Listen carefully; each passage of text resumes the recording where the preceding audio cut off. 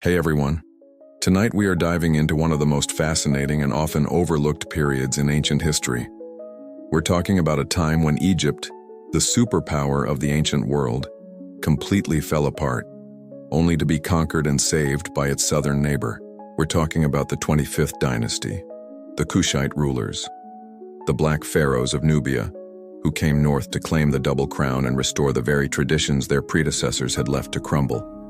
You are standing on the banks of the Nile, but this is not the Egypt of the Grand Pyramids or the golden mask of Tutankhamun. The air is thick with the smell of marsh reeds and political decay. You're in the 8th century BCE, and the grand unified Egypt of the New Kingdom is a distant, fading memory. Honestly, with the shifting allegiances, rampant corruption, and general lack of infrastructure, you probably wouldn't survive this period for a week before some local warlord conscripted you to build a mud brick wall for his personal palace. So before you get comfortable, take a moment to like the video and subscribe, but only if you genuinely enjoy what I do here. It's always nice to see where everyone is tuning in from, so feel free to post your current city or country and what time it is for you in the comments. Now, dim the lights, maybe turn on a fan for that soft background hum, and let's ease into tonight's journey together. You feel the humid air of the Nile Delta pressing against your skin? You're in Lower Egypt, the north, and it's a mess. This is the tail end of what historians call the Third Intermediate Period, and intermediate is a polite way of saying a chaotic dumpster fire. The central authority of the pharaoh has completely dissolved. Egypt hasn't had one true king in generations. Instead, you have a patchwork of petty kingdoms, each ruled by a local strongman. Most of these rulers are of Libyan descent, chieftains whose ancestors had settled in the delta and just took over. You try to navigate the city of Tanis, or perhaps Sais. The streets are crowded, yes, but not with the organized bustle of a proud imperial capital. It's the anxious shuffling of a place with no real boss. You see monuments from the age of Ramses the Great, but they've been usurped, their cartouches crudely recarved with the names of men like Osorkon or Shoshenq. Local kings who want the prestige of the past without any of the unity. It is the ancient equivalent of finding out the world's most luxurious resort is now being run by a dozen warring managers who are all stealing the pool chairs and claiming to be the original founder. The great temples are still standing, but barely. The royal endowments that paid for their upkeep? Gone, siphoned off to fund private armies. You walk through a courtyard of a temple dedicated to Ptah, and you see weeds cracking the flagstones. The paint on the reliefs is flaking, the gods' faces obscured by grime. The priests carry on the rituals, but it feels hollow. The connection between the gods and the king, the central pillar of Egyptian life, is broken, because nobody is entirely sure who the king is. You decide to head south, up the Nile, hoping to find the real Egypt. As you travel, you realize the division is deeper than you thought. You pass through different kingdoms every few days, each demanding tolls, each flying a different standard. It's a bureaucratic and logistical nightmare. This fragmentation wasn't just political, it was profoundly legal. Historians still argue whether the complex web of local laws and fragmented economies was a total collapse or just a necessary decentralization, a new, more localized way of life. Finally, you reach Thebes, the great southern capital, home of the god Amun-Ra. Here things feel different, more stable. The air is drier, the religious fervor more palpable. But Thebes isn't ruled by the Delta kings either. For centuries, this city has been the semi-private domain of the high priests of Amun. They are the true power in Upper Egypt, wealthy and influential, ruling a state within a state. They pay lip service to the pharaohs in the north, but you can tell it's just that, lip service. And here, in the heart of Egypt's religious world, you find the temples in better shape, but there's a sense of isolation. Thebes is an island of tradition in a sea of chaos. The priests here are worried. They see the decay in the north, the abandonment of the old ways. They look at the crumbling chapels and the empty treasuries, and they worry that the Ma'at, the divine order of the universe, has been irrevocably broken.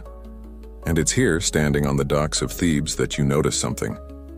The trade boats aren't just coming from the north, they're coming from the south, from further south, past the first cataract of the Nile, deep into the land of Nubia. a land they call Kush. The people here talk about the Kushites with a strange mix of respect and familiarity. These aren't just foreigners. They are a powerful, organized kingdom that, unlike the Delta Lords, worships Amun with a terrifying orthodox passion. They're like the ultimate hardcore fans of Egyptian culture who didn't just buy the t-shirt, they're about to buy the entire band. This is the Egypt you found, divided, weary, and spiritually starved. It's a power vacuum, waiting for someone, anyone, to restore the old glory. And as you look south up the river, you feel a new power rising. A power built on gold, iron, and a profound belief that they are the true sons of Amun, destined to put their broken motherland back together. You leave the relative stability of Thebes and secure passage on a trade vessel heading south. Your destination is the land of Kush, the kingdom of Nubia. The journey itself is a transformation. You must pass the first cataract of the Nile, near Aswan. This isn't a waterfall, but a churning, treacherous series of rapids where the river boils over jagged granite boulders. It's the natural, formidable border between Egypt proper and the lands of the south. As your boat is hauled overland, or portaged, around the rapids, you feel the air change. It becomes drier, hotter. You thought Thebes was hot? Welcome to Nubia, where the sun doesn't just tan you, it's actively trying to cook you into jerky. Once you're back on the water, the landscape is starkly beautiful. The familiar green, fertile strip of the Nile Valley narrows dramatically. In places, the golden desert sands pour right down to the water's edge, and massive, dark granite formations, the same rock from the cataracts, jut out of the earth like the teeth of some slumbering god. This is a land of harsh contrasts: black rock, golden sand, and the deep blue of the life-giving river. You are traveling deep into a region the Egyptians have known, traded with, and fought for millennia. This is the source of the Nile's floodwaters, the source of exotic goods like ivory, ebony, and incense. But more than anything, it's the source of gold. The very name Nubia is thought to derive from the ancient Egyptian word NBW, Nebu, meaning gold. And you see it everywhere. Not just in the jewelry of the people you pass, but in the land itself. You see teams of workers toiling in the heat, crushing quartz in the wadis, the dry riverbeds, to extract the precious metal. There's so much gold here that you start to get bored of it. You see a high-ranking official pass by with a solid gold doorstop for his litter and you just nod. Yep, checks out. It's the ancient world's version of finding another tech billionaire in Silicon Valley. This immense wealth funds the second pillar of Kushite power, its military. As you sail south, you pass forts, garrisons, and training grounds. The Nubians are, and have always been, legendary warriors. The Egyptians knew this all too well. For over 1,000 years, the pharaoh's most elite and loyal shock troops, their personal bodyguards, were often Medjay, Nubian mercenaries. The entire region was known to the Egyptians by the name Taseti, the land of the bow. The Nubians are master archers.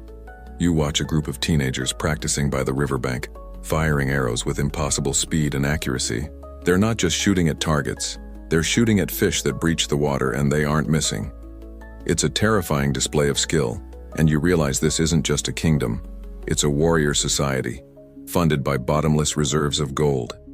Finally, your boat docks at the capital, the city of Napata, and this is where your brain short-circuits. You were expecting something different, something foreign. But as you walk into the city, you feel like you've traveled back in time, not to a new country, but to a better Egypt.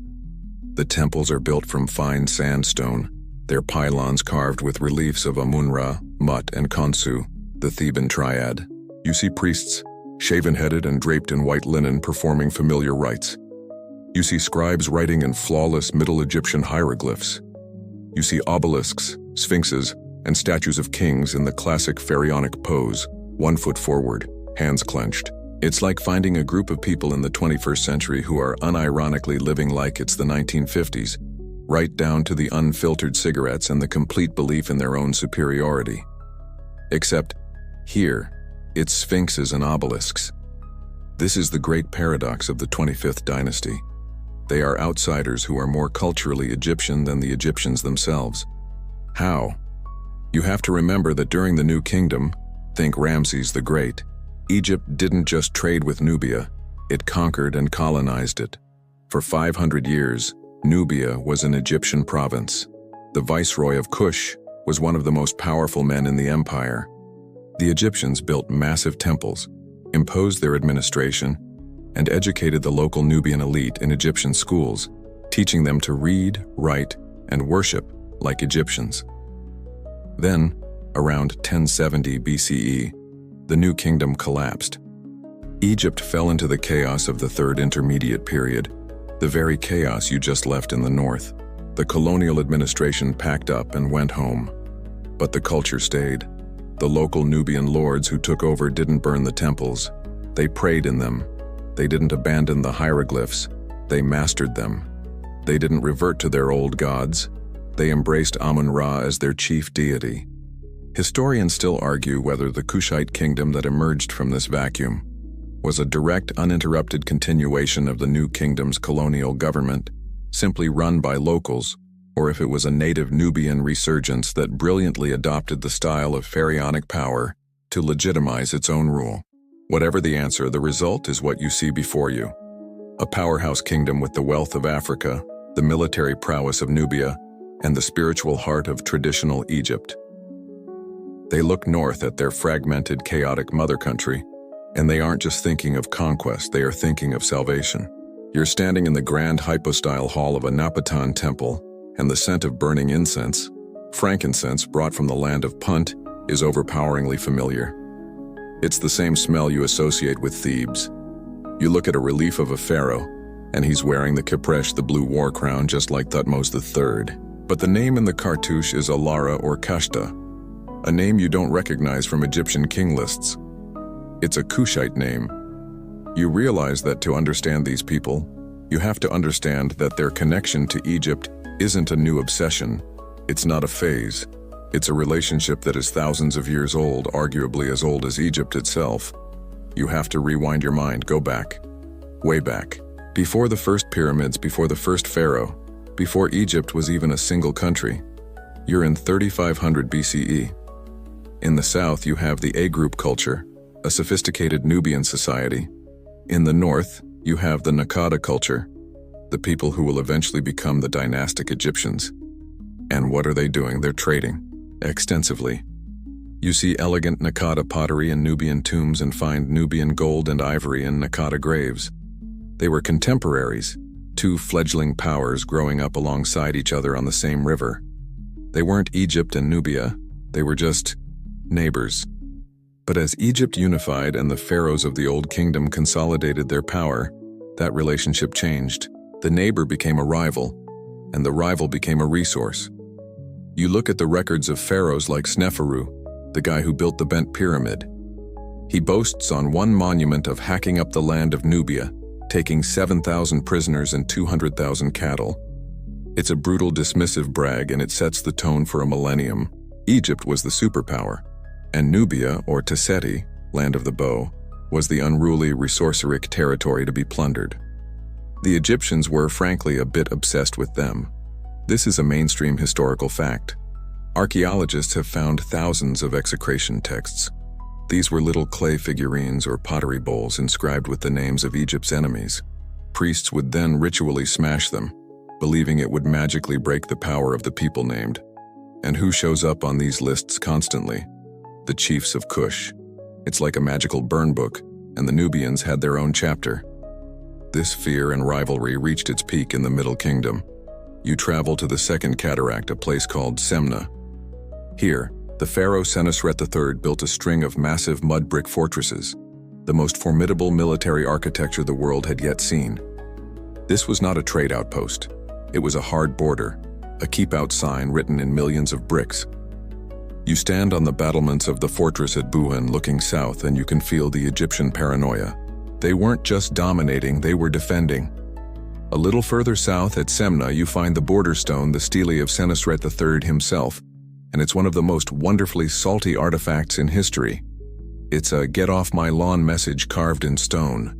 Senusret III basically says that he has set the border here, that the Nubians are faint-hearted cowards, a classic bit of propaganda. and that any Nubian attempting to pass north, whether by water or by land with their herds, is to be repelled. Unless, of course, they're coming to trade or transact business. So, stay out, unless you have gold. He even ends it with a threat to his own descendants. As for any son of mine who shall maintain this boundary which my majesty has made, he is my son. As for him who shall abandon it, he is not my son, he is not born of me. It's an incredibly intense, personal, and angry declaration of us versus them. But why were the Egyptians so worried? Because Nubia wasn't just a collection of tribes. While Egypt was busy having its own civil war, the Second Intermediate Period, when the Hyksos Asiatic kings ruled the north, Nubia was ascendant. The Kingdom of Kerma, the first great Kushite capital, south of Napata, rose as a true superpower. The kings of Kerma were immensely wealthy, buried on golden beds under massive tumuli, surrounded by hundreds of sacrificed retainers. And here's the kicker. They allied with the Hyksos against the native Egyptian pharaohs trapped in Thebes. It was the ultimate, the enemy of my enemy is my friend play. This, of course, is what led to the new kingdom's brutal revenge. When Egypt finally kicked out the Hyksos, pharaohs like Thutmose the Fern and later Ramses the Great marched south with a vengeance. They didn't just build forts this time, they conquered. They annihilated Kerma and colonized Nubia all the way to the Fourth Cataract. This was the 500-year occupation we mentioned, the one that Egyptianized the Nubian elite. Historians still argue whether this was a period of brutal cultural suppression, with Egypt strip mining Nubia for gold and soldiers, or a more complex era of syncretism, where Nubian culture quietly survived, adopting Egyptian forms to express its own identity. Now back in the Napatan temple in the 8th century BCE, it all clicks. The people you see around you are the descendants of all of it.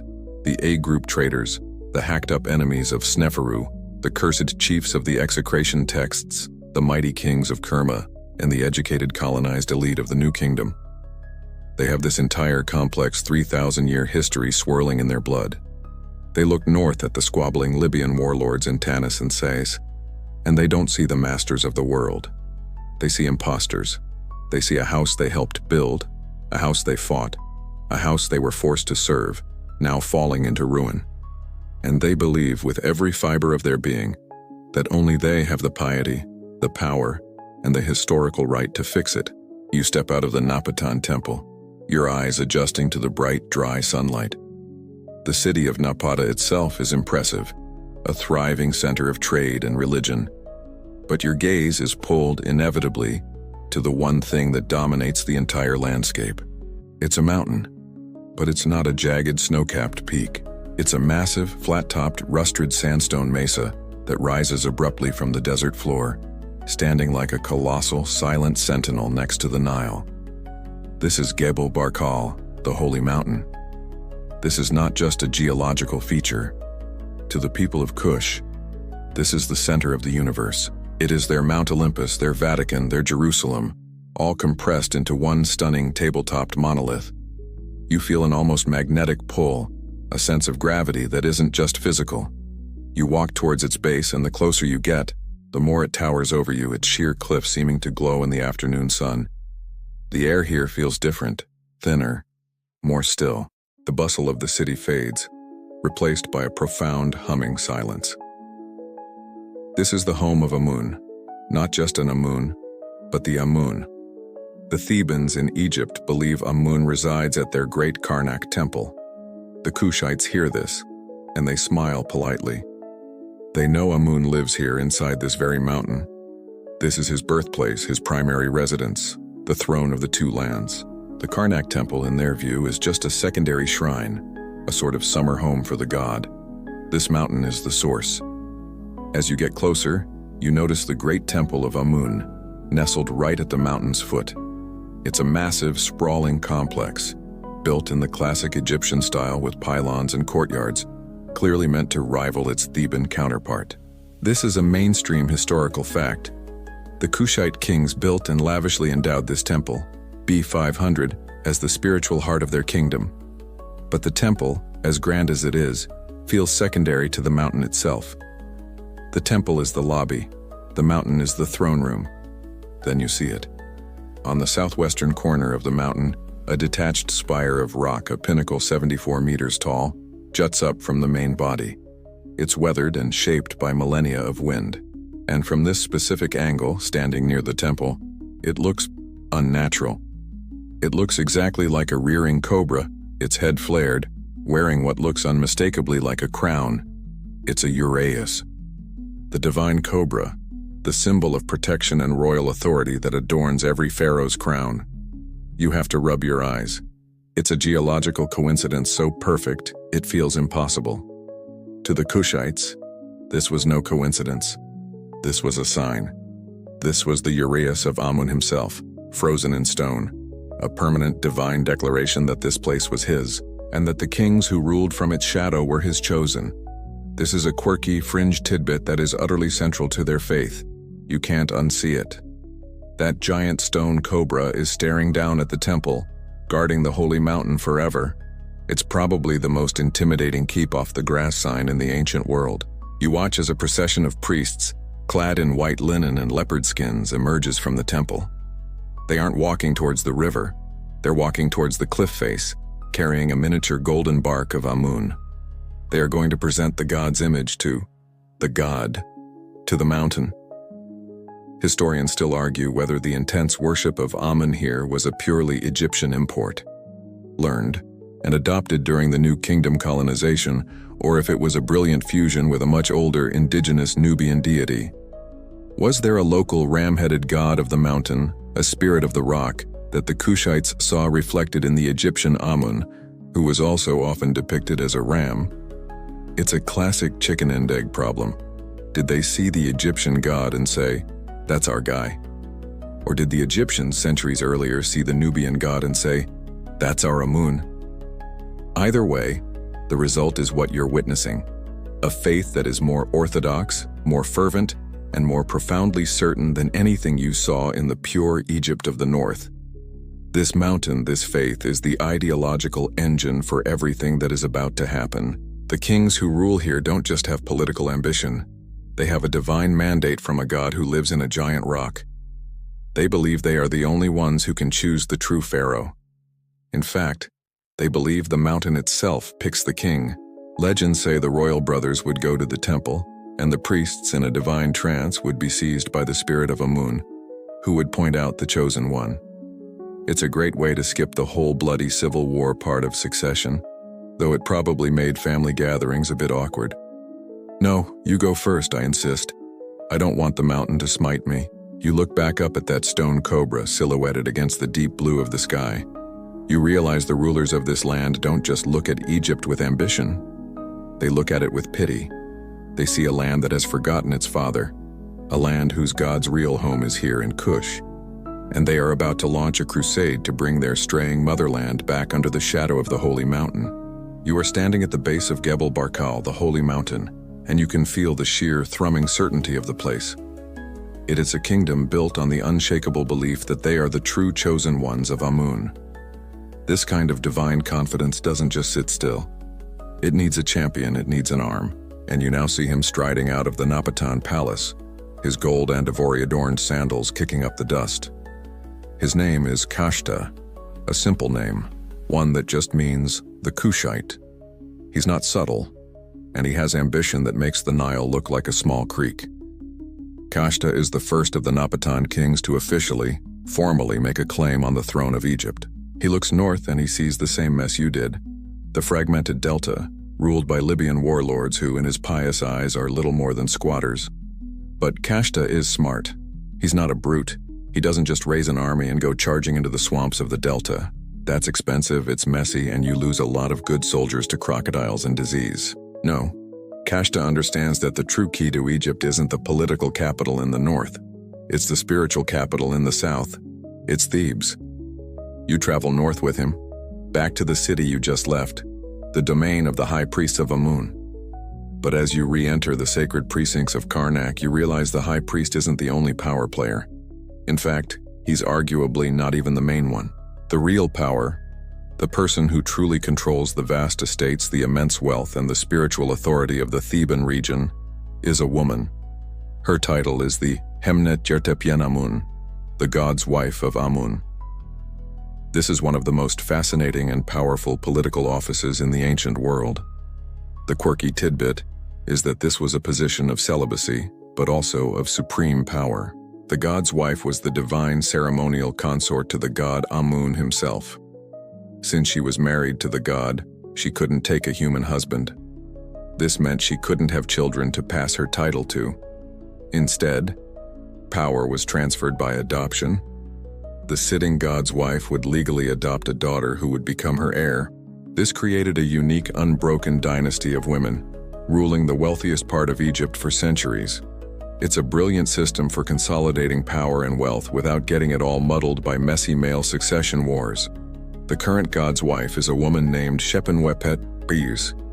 She's the daughter of Osorkon III, one of those Libyan pharaohs from the north. Her position in Thebes is what gives her northern family their last shred of legitimacy in the south.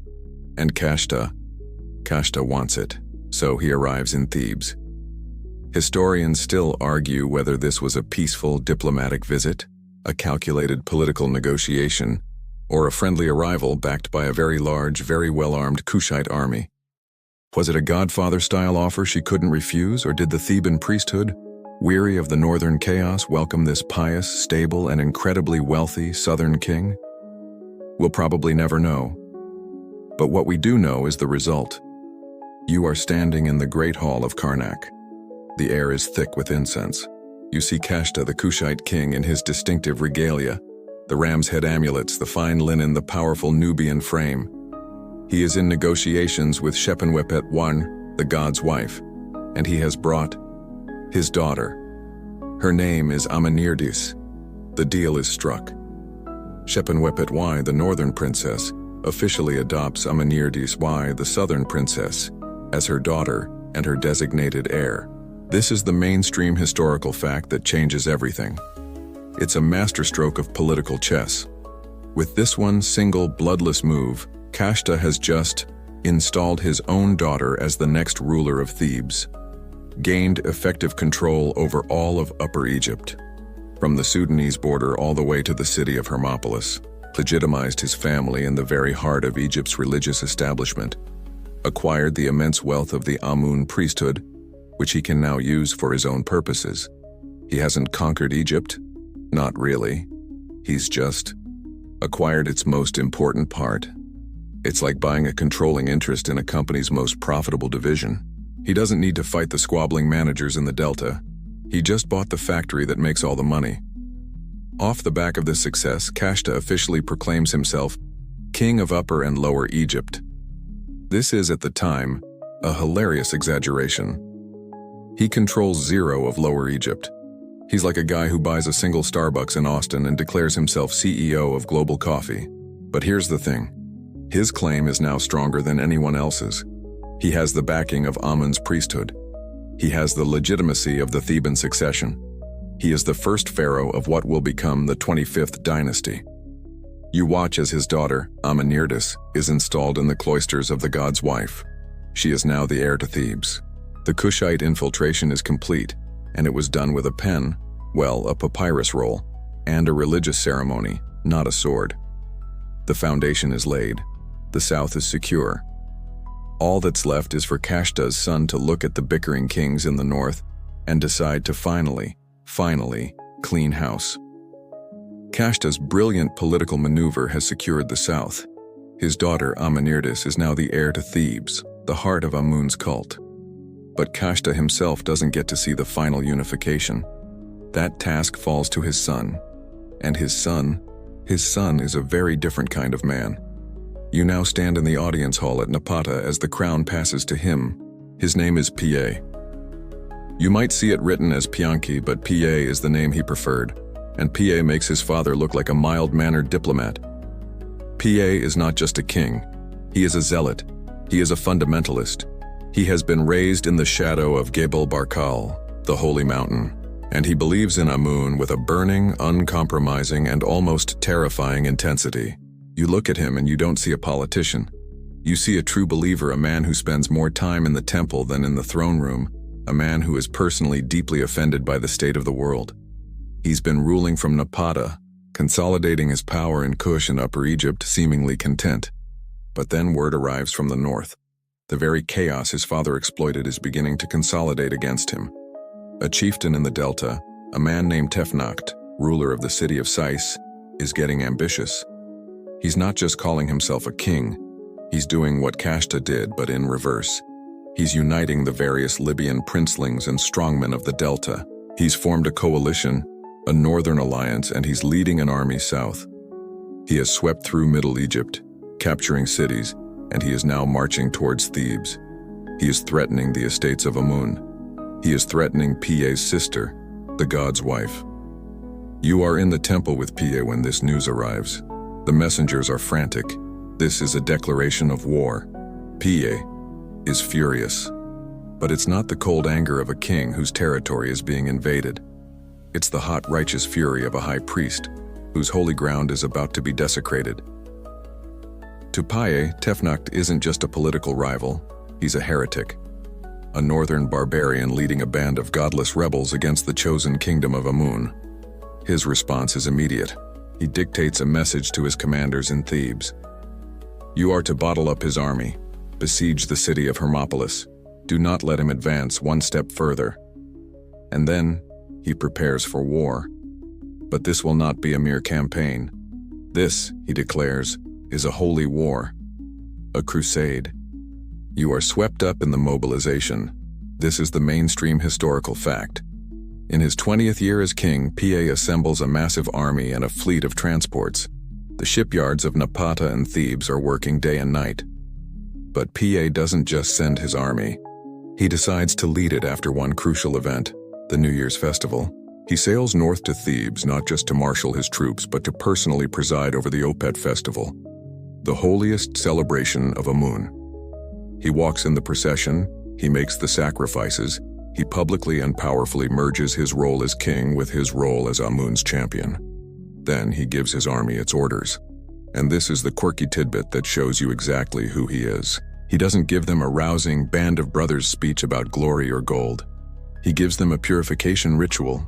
He tells them, and he will later carve this in stone for all to see, you shall not fight until you have first purified yourselves. Bathe in the river. Dress in your finest white linen. Anoint yourselves with water from the temple of Amun at Karnak. Only when you are ritually pure inside and out may you go forth to battle. For you do not fight for me. You fight for him. You look at the soldiers, battle-hardened Nubian archers, and they are doing it. They are meticulously washing and praying, like a team of athletes before the Olympics, except the prize is divine favor. Historians still argue whether this was all genuine, profound piety, or if Piye was a master of propaganda, perhaps the first in history to so perfectly weaponize religion. Was Amun wills it just the most effective possible casus belli to justify what was, at its heart, a brutal political consolidation? Was he a saint, or was he a spin doctor with an army?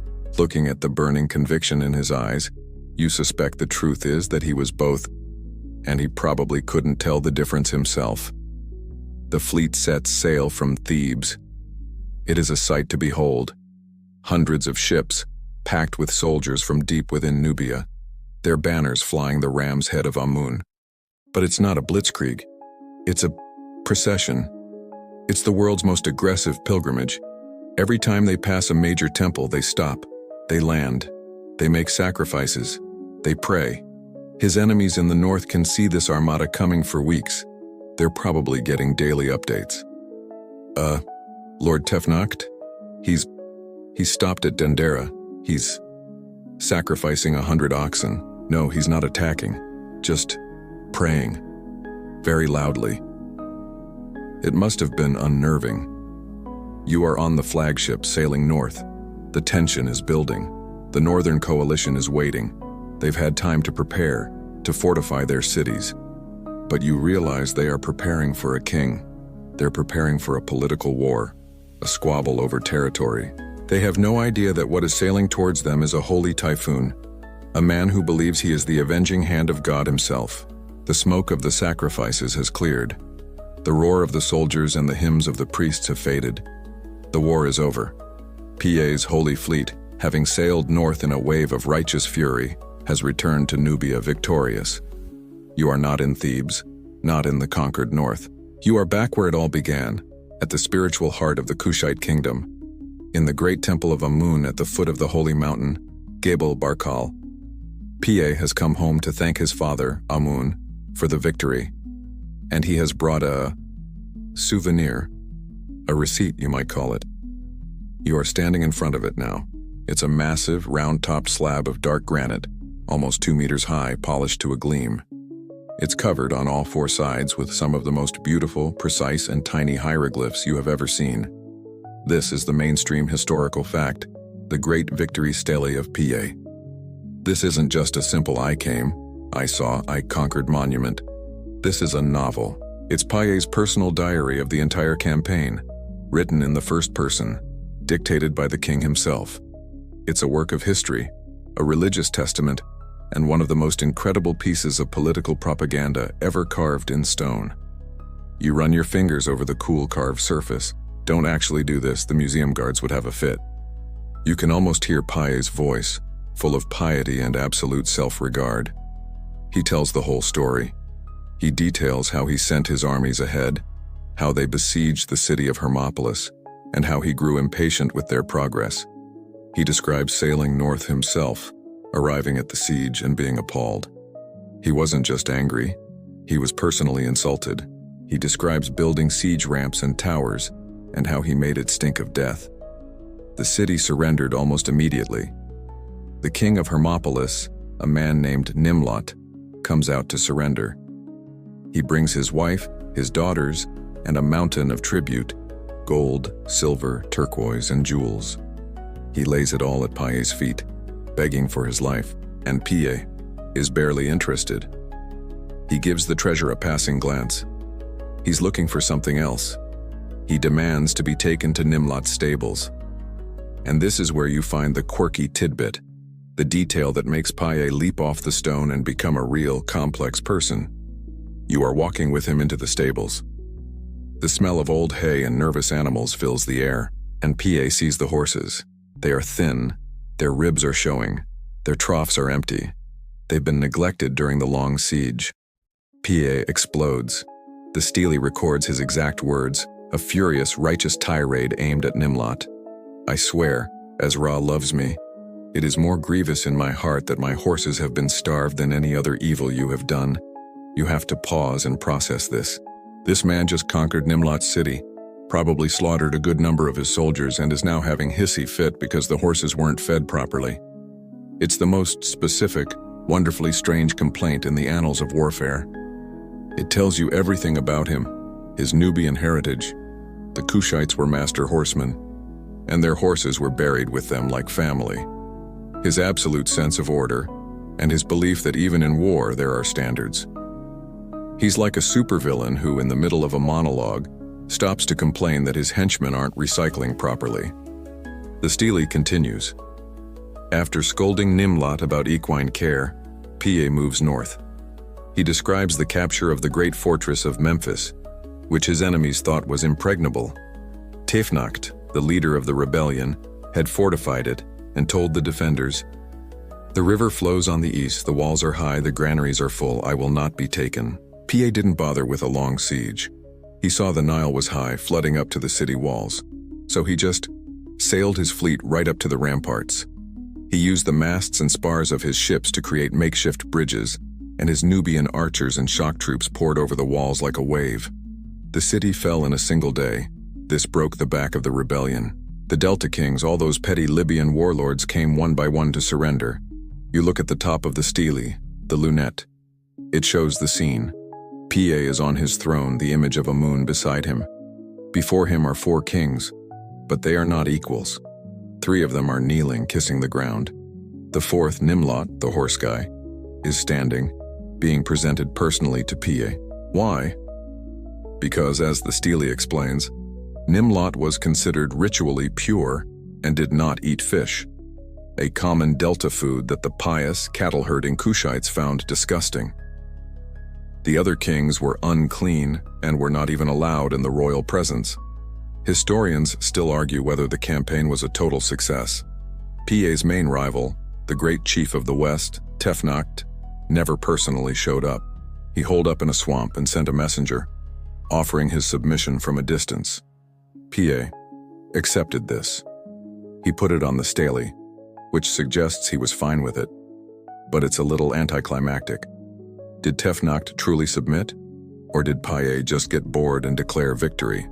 That's the final strangest part. After this incredible, comprehensive, holy rolling conquest of the entire nation, Piye just goes home. He doesn't move the capital to Memphis. He doesn't stay to rule from Thebes. He loads his ships with the plunder of the Delta, sails all the way back up the Nile, past Thebes, past the cataracts, and back to Napata. He sets up this magnificent stele, and then he just goes back to being the king of Kush. He'd done what he set out to do. He'd taught the heretics a lesson. He'd purified Egypt. He'd fed the horses. And now he was done. He'd unified the two lands and then effectively left. You are standing in the middle of the Nile Delta, perhaps in the city of Sais or Tanis, and you're breathing in the thick, humid, fish-scented air. Piye is gone. The great holy war, the fleet of Amun's avengers, the scolding about horse care. It's all a distant memory, a story people are already telling in the taverns. The Kushite armada sailed south, disappearing back into the upper reaches of the Nile, and the moment they left, the old status quo snapped right back into place. Piye's grand crusade, it turns out, was more of a really, really violent warning shot than a permanent solution, because he is still here. Tefnacht, the great chief of the West, the ruler of Sais, the man who organized the Northern Coalition in the first place. He's the one who holed up in a swamp and sent a sorry, my bad letter instead of surrendering in person.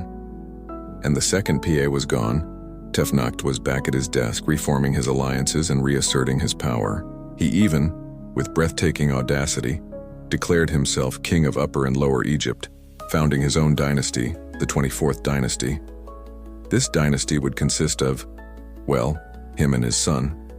It's the ancient equivalent of starting a rival company, getting crushed by a corporate takeover, and then relaunching your website the moment the new CEO flies back to headquarters.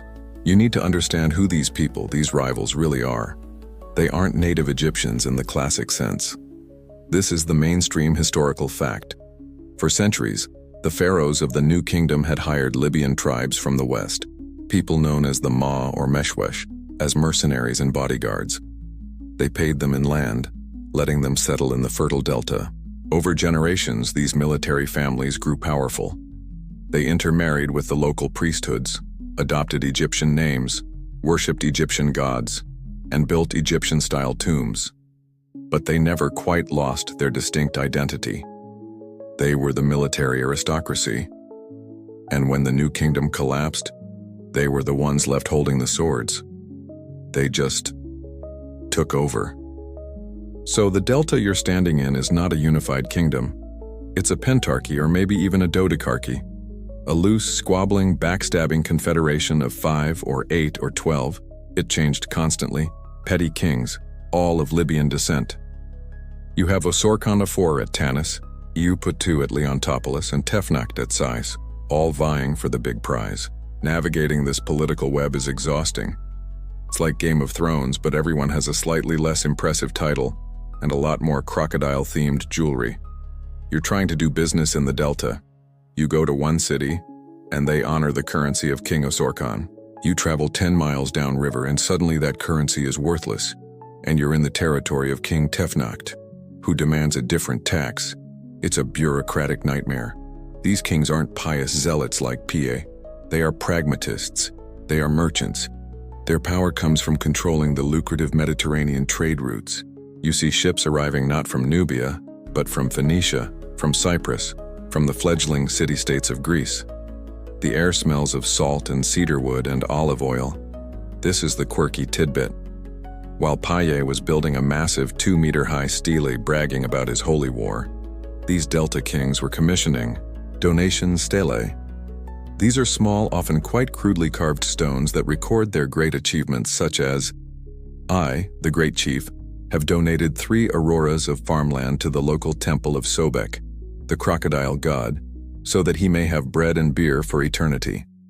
It's a comically different scale of ambition, but historians still argue whether this was just petty, localized rule, or if it was something more.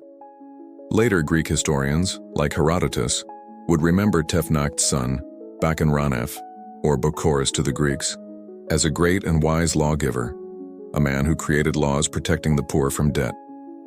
Were these Delta kings opportunistic warlords, or were they the seed of a new, pragmatic merchant-class renaissance in Egypt, more in tune with the modernizing Mediterranean world than the archaic, temple-obsessed rulers in the south?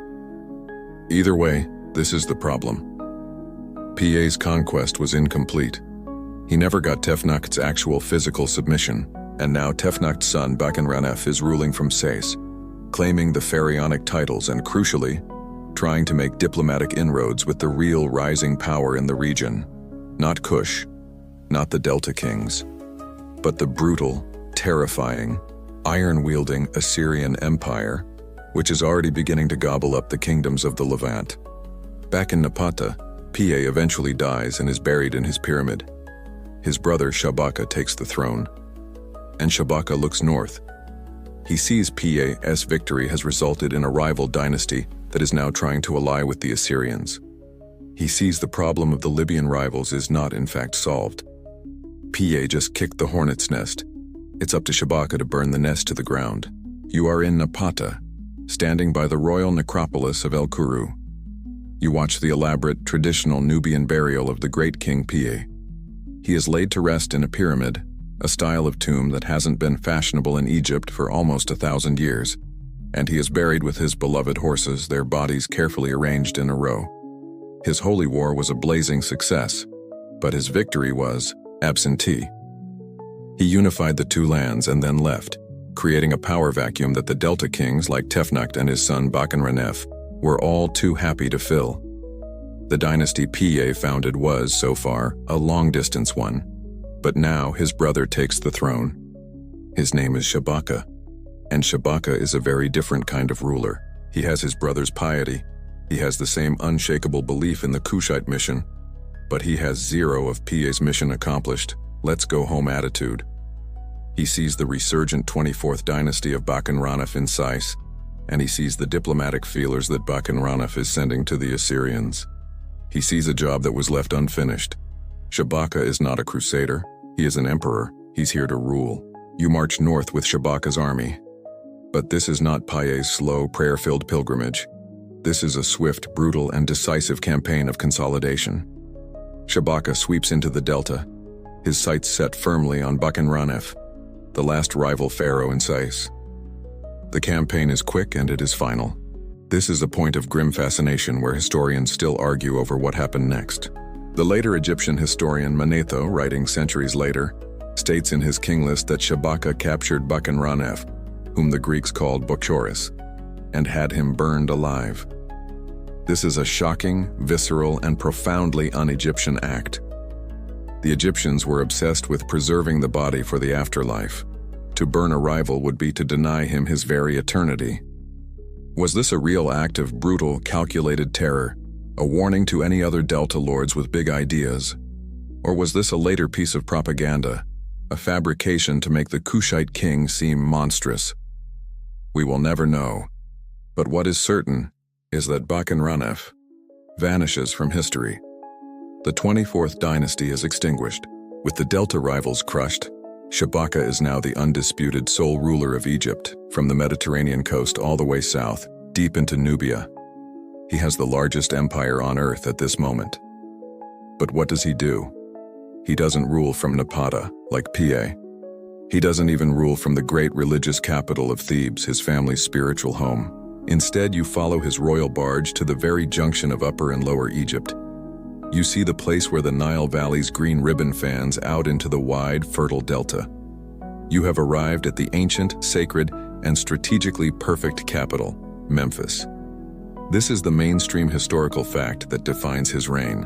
Shabaka moves the capital of the 25th dynasty to Memphis, the White Walls, the city founded by Menes, the legendary first pharaoh who unified Egypt 3,000 years earlier. This is a move of pure genius. By ruling from Memphis, Shabaka is not a southern king or a northern king. He is the pharaoh. He is the lord of the two lands, physically residing at the very point where the two lands meet. He is balancing the world.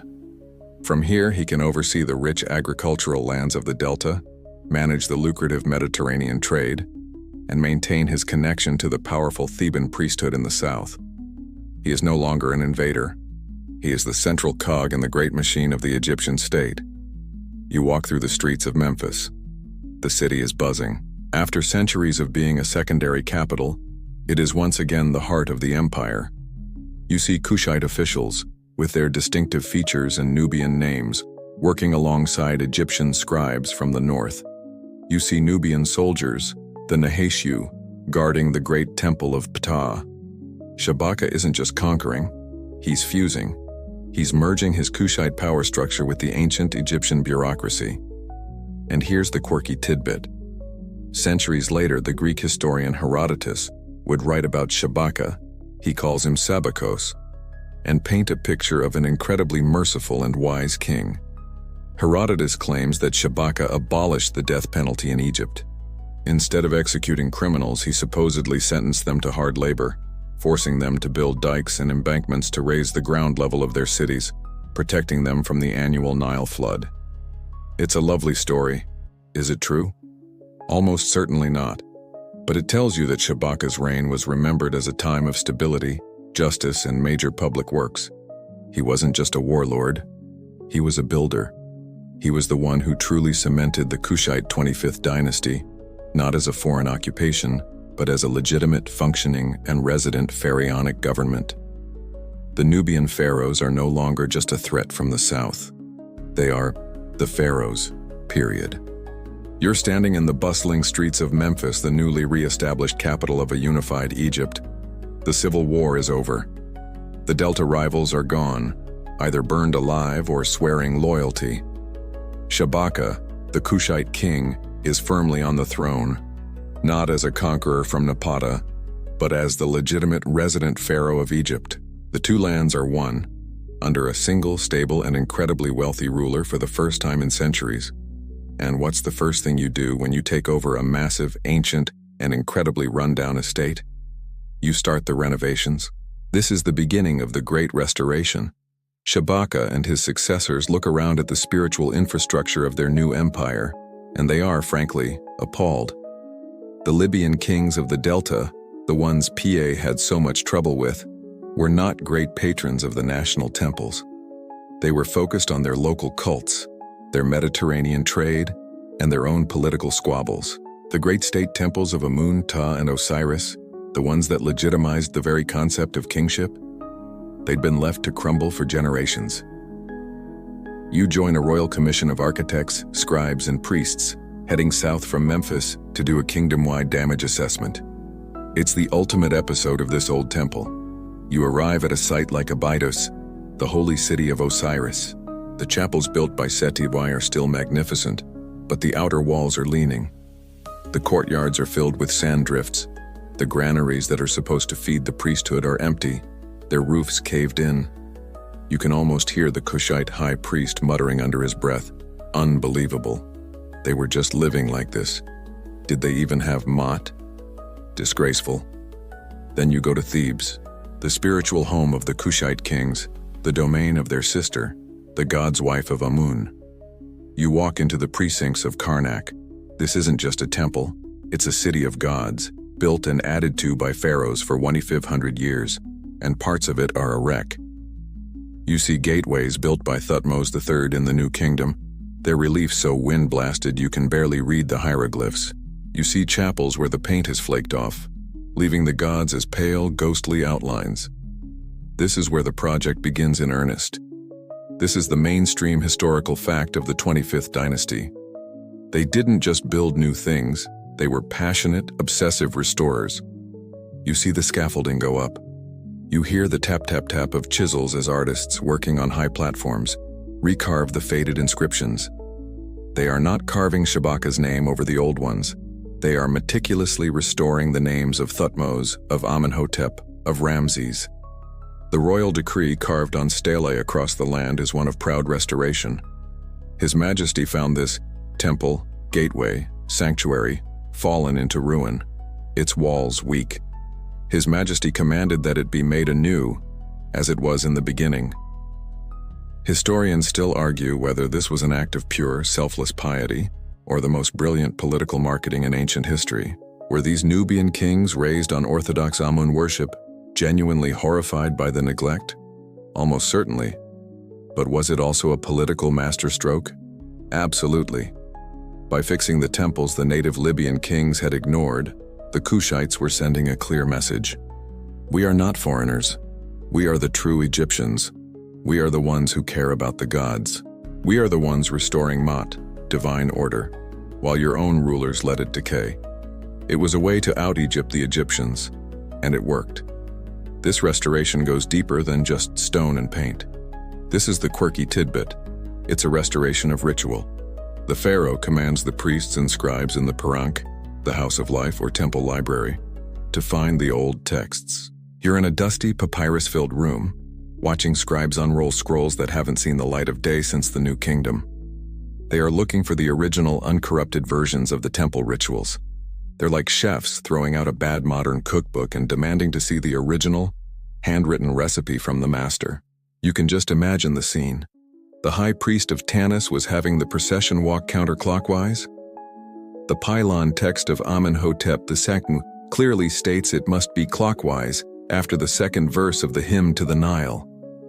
This is why everything fell apart. This fervor, this passion for the past is infectious. You see the results everywhere. At Medinet Habu, the great mortuary temple of Ramses III, you see Kushite artisans carefully cleaning soot off the ceilings and repainting the sacred bark of Amun. At Luxor Temple, you see them reinforcing the foundations of the great pylons. The empire feels like it's getting a fresh coat of paint, but a very, very old-fashioned, expensive, and ritually correct coat of paint. The gods who had been ignored are now being fed, clothed, and housed in rebuilt temples. The divine order is being reestablished, not by a northern Libyan, but by a pious, wealthy, and deeply traditional king from the barbaric south. The restoration project is in full swing. The kingdom is humming, the gods are appeased, and the economy is strong. Shabaka, the great unifier, and his brief successor Shabitku have laid a foundation of unparalleled stability. And now, the throne passes to the man who will truly capitalize on all of it. He is the son of the great crusader Piye, and his name is Taharqa. You are about to witness the absolute peak, the high-water mark of the 25th dynasty.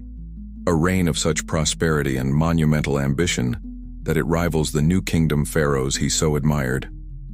You are walking through the temple complex at Karnak, the spiritual heart of the Amun cult. You've seen the restoration work, the recarved reliefs, the repainted chapels.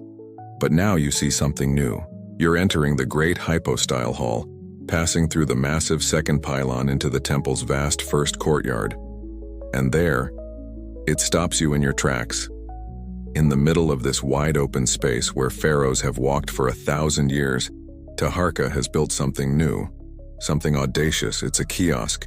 You are standing directly beneath it, craning your neck so far back you almost fall over. This is the mainstream historical fact, the kiosk of Taharqa. Today, only one of its original 10 columns still stands, but that one column is enough. It is colossal. It towers 21 meters, nearly 70 feet into the sky, a single perfect stalk of sandstone, topped with a massive open-flower papyrus capital. It's so big you and 10 other people couldn't link arms around its base. The scale is almost comical, a statement of power and piety that borders on sheer swagger. This wasn't just decoration. This kiosk served a vital ritual purpose. During the great festivals like the Opet festival, the priests would carry the sacred bark of Amun, a golden, jewel-encrusted model boat containing the god's hidden image, out of the temple's dark inner sanctum. This kiosk was a way station, a place for the bark to be placed to rest and, most importantly, to be seen by the adoring crowds before it continued its procession. But think about the nerve. Taharqa didn't just tuck this away in a corner. He built it right in the main courtyard, the first thing you see after you enter the temple's main axis. It's like he was personally greeting the god and all the worshippers at the front door. He was inserting himself permanently into the most sacred ritual procession in all of Egypt. It was a bold, unmissable addition. Historians still argue whether the structure you see was the final plan. Was it always meant to be this light, airy, 10-columned pavilion? Or was this kiosk, as grand as it is, merely the entrance to a new, even more massive hypostyle hall that Taharqa planned to build in the courtyard? A hall that would have dwarfed all others? We see the foundations, the hint of a grander plan, but his later troubles, we'll get to those, meant it was never finished. It remains a beautiful, towering what-if. And here's the quirky tidbit. This single surviving column is one of the most famous and photographed parts of Karnak. For centuries, 19th century explorers and early tourists would pose by it, marveling at this wonder of pharaonic Egypt, built by Ramses or Thutmose. It took archaeology a long time to properly credit it to Taharqa. The Kushites had so perfectly mastered the Egyptian architectural and artistic style that their work wasn't just seen as equal to the great native pharaohs, it was seen as indistinguishable from it. It's the ultimate proof that their project of cultural assimilation and restoration was a total success. This was just one project. Taharqa was building on a scale not seen in generations, and he was building everywhere. He built at his home capital of Napata, massively expanding the Amun temple at Gebel Barkal. He built in Memphis. He even built in the Delta in Tanis, the old stronghold of his rivals. He was creating a unified architectural footprint across his entire empire. But this kiosk, this one towering sun-baked column that still stands against the Theban sky, is his most enduring and visible legacy. It's a permanent declaration that the Kushites were not just here to repair. They were here to create. You are standing in a sculptor's workshop just a few streets away from the newly expanded Temple of Ptah in Memphis. The air is thick with the fine, gritty dust of sandstone and granite.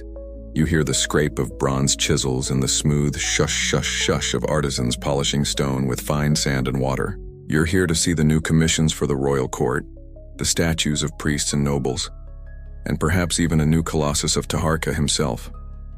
But as you look at the finished pieces, you feel a strange sense of temporal whiplash. The art is old, but it's clearly brand new. The edges are sharp, the polish is perfect, the hieroglyphs are cut with precision. Yet the style, it's not the style of the New Kingdom, the art you're most familiar with. It lacks the dynamic, flowing lines of Akhenaten's time or the grandiose, muscular triumphalism of Ramses the Great. Instead, the figures are stiffer, more formal. The men stand in a rigid pose, 1 foot forward, their faces serene, almost detached, with a subtle archaic smile. The women are depicted with a simple, sheath-like dress. It's elegant, it's powerful, but it's ancient. You feel like you've walked into a workshop from 1,000 years ago. This is not an accident, this is a policy. You are witnessing archaism, and it's the mainstream historical fact that defines the cultural project of the 25th dynasty. Taharqa and his predecessors didn't just want to restore the old temples. They wanted to restore the old spirit. They believed the chaos of the Third Intermediate Period, with its squabbling Libyan kings, was a sign of cultural and spiritual decay. And to truly fix Egypt, to restore Maat, they had to wind the clock back, not just 100 or 200 years, but over a millennium. They ordered their artists and scribes to bypass the, in their view, decadent and chaotic art of the recent past. Their inspiration was the Old Kingdom, the age of the pyramid builders, and the Middle Kingdom, the classical age of Senusret. This is the quirky tidbit. It's not just inspiration, it's literal, direct copying. You see a new statue of a Theban priest, a contemporary of Taharqa, but he's been sculpted to look exactly like a statue of a Middle Kingdom vizier. It's like a modern-day general demanding his official portrait be painted in the style of a medieval icon, complete with a flat golden halo and a 2D perspective. This trend was especially popular among the private elite, who commissioned tombs and statues for themselves that were almost indistinguishable from those of the Old Kingdom. It was the ultimate vintage obsession, a way of signaling your piety and your connection to the purest era of Egyptian history.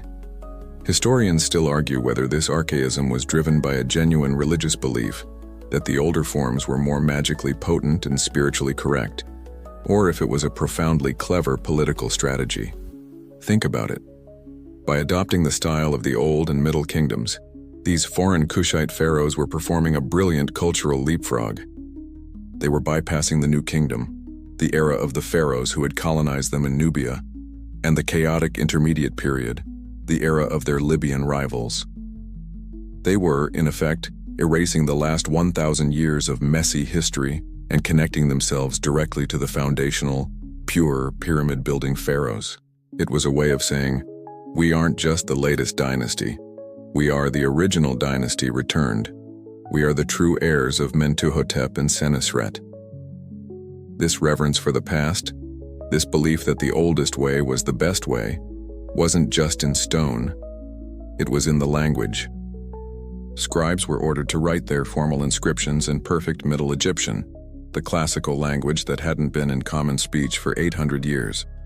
It was like the 21st century government deciding to write all its laws in flawless, archaic Shakespearean English.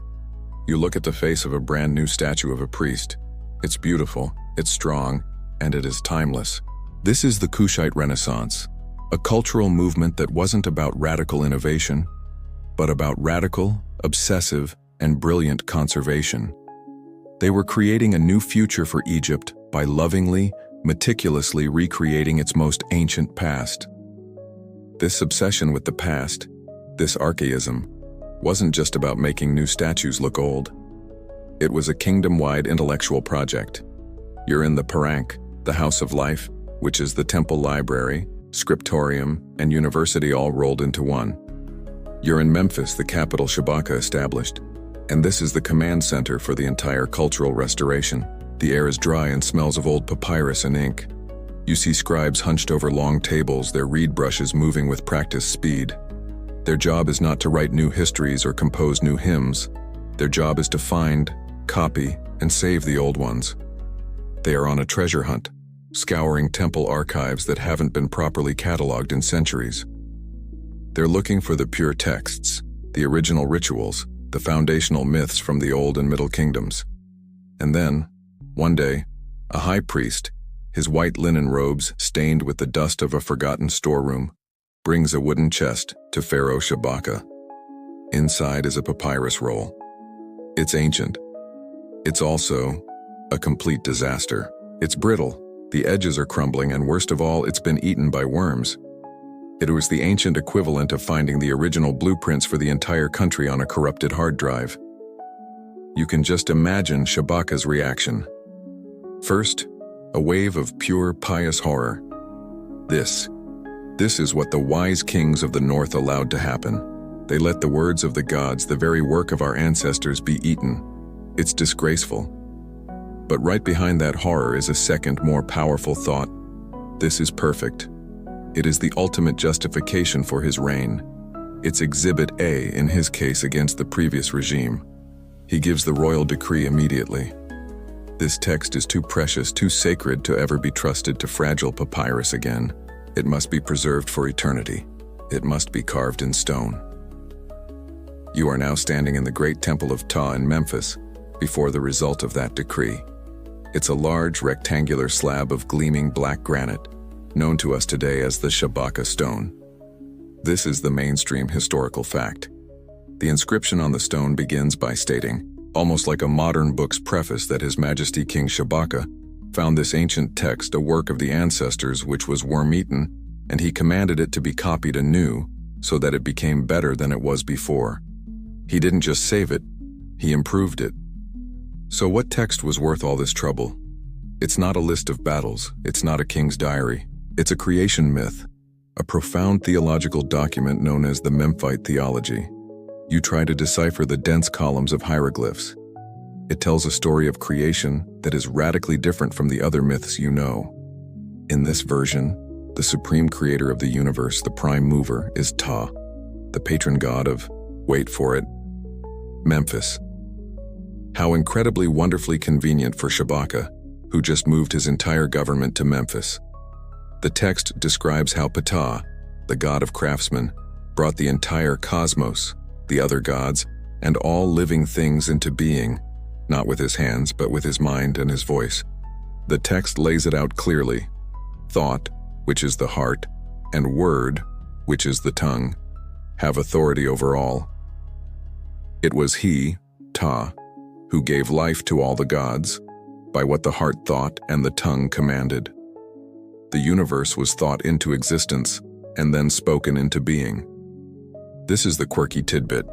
This concept, creation ex logos from the word, is one of the most sophisticated philosophical ideas of the ancient world.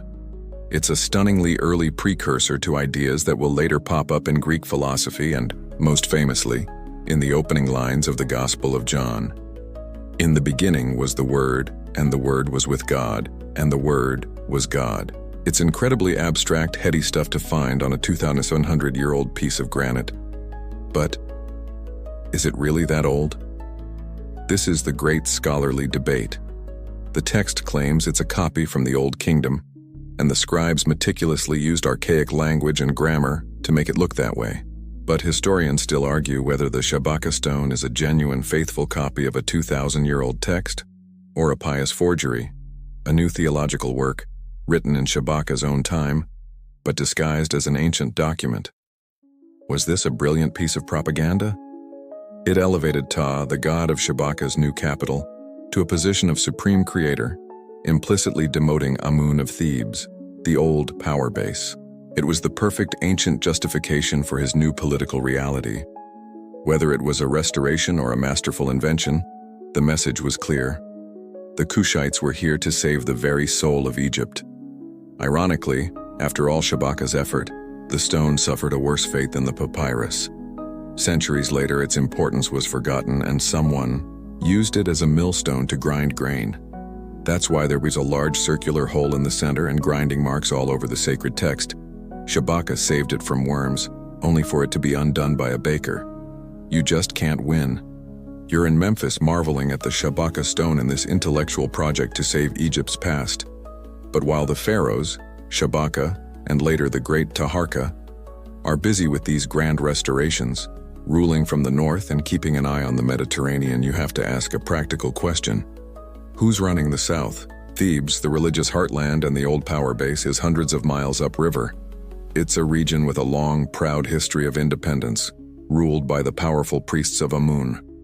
You can't just leave it on autopilot and hope for the best. Piye and Shabaka didn't. They had an anchor, a failsafe, a brilliant system of control that was already in place, and it was run entirely by women. You travel south back to the sprawling temple city of Thebes. You leave the political capital and enter the spiritual one. And the person in charge here is not a vizier or a general.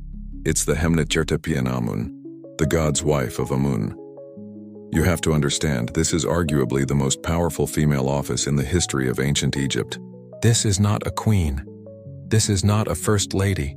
This is a high priestess with the wealth of a corporation and the authority of a king. This is the mainstream historical fact. The god's wife of Amun was the effective ruler of Upper Egypt. She controlled the vast sprawling estates of the Amun temple, which owned a staggering amount of Egypt's farmland, granaries, and gold mines. Her title wasn't just ceremonial, she was a CEO. She had her own staff of administrators, her own scribes, her own treasury. And crucially, her name, just like a pharaoh's, was written in a royal cartouche. Remember how Kashta, the first Kushite king, got his foot in the door? He didn't invade Thebes. He had his daughter, Amunirtis I, adopted by the sitting god's wife. Now you stand in the sacred precincts of Karnak, and you see that plan in its full multi-generational glory. The aged Amunirtis I, a Kushite princess who has now ruled Thebes for decades, is performing the sacred rites. And at her side is her own daughter, her adopted heir, Shepenwepe II. And who is Shepenwepe II? She is the daughter of the pharaoh Piye and the sister of the current pharaoh Taharqa. This is the system. It's a dynasty of women, running parallel to the dynasty of men. The pharaoh rules the empire from Memphis. His sister, or daughter, rules the entire south from Thebes. The power of the 25th dynasty is locked in a perfect, stable, family-run pincer movement. You are granted an audience. You walk into the lavish palace of the god's wife, within the temple walls at Medinet Habu. You see her, Amenirtis, or perhaps her successor, Shepenwepet. She is depicted everywhere, in reliefs and on statues, and the art is a perfect fusion. She has the full, rounded face, wide nose, and thick lips characteristic of Kushite art, the features of her Nubian homeland. But she is wearing the traditional Egyptian vulture headdress, the sheer linen, and is sculpted in the graceful archaist style of the era. She is both, completely and simultaneously. This is the quirky tidbit. The political genius of this role was its enforced celibacy. As the wife of the god Amun, she could never take a human husband. This meant she could never have a human son. This brilliantly prevented a rival dynasty from ever starting in Thebes. The Theban high priests couldn't marry into her family and create a new royal line. Her power was immense, but it was personal. It could only be passed on by adopting another princess from the main royal family. It was the ultimate loyalty program, preventing the very kind of civil war between the north and south that had plagued Egypt for centuries. You can't help but wonder about the person, though. You see this powerful, regal woman, a Nubian princess from the hot, dry land of Napata, now living her entire life in the ancient, complex, and sometimes suffocating court of Thebes. She would never marry, never have her own children. Historians still argue whether these women were independent, autonomous rulers in their own right, or if they were essentially gilded pawns. Were they just instruments of their fathers' and brothers' power, sent far from home to be a royal warden of the South? Or once installed, did their immense personal wealth and religious authority make them the true power in Upper Egypt, capable of making decisions and even defying the pharaoh in Memphis, if they chose? We see their beautiful, lavishly decorated tombs and chapels, like the stunning funerary chapel of Amenirtis I at Medinet Habu, which are masterpieces of art. This suggests they had vast personal resources and the authority to commission them.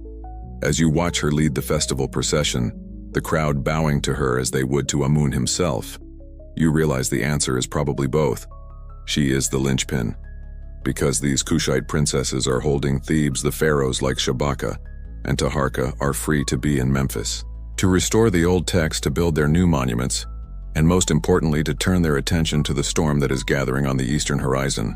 You have seen the world of the living, the grand temples at Karnak restored to their former glory, the new capital at Memphis, bustling with a renewed sense of purpose, the intellectual fervor of the House of Life.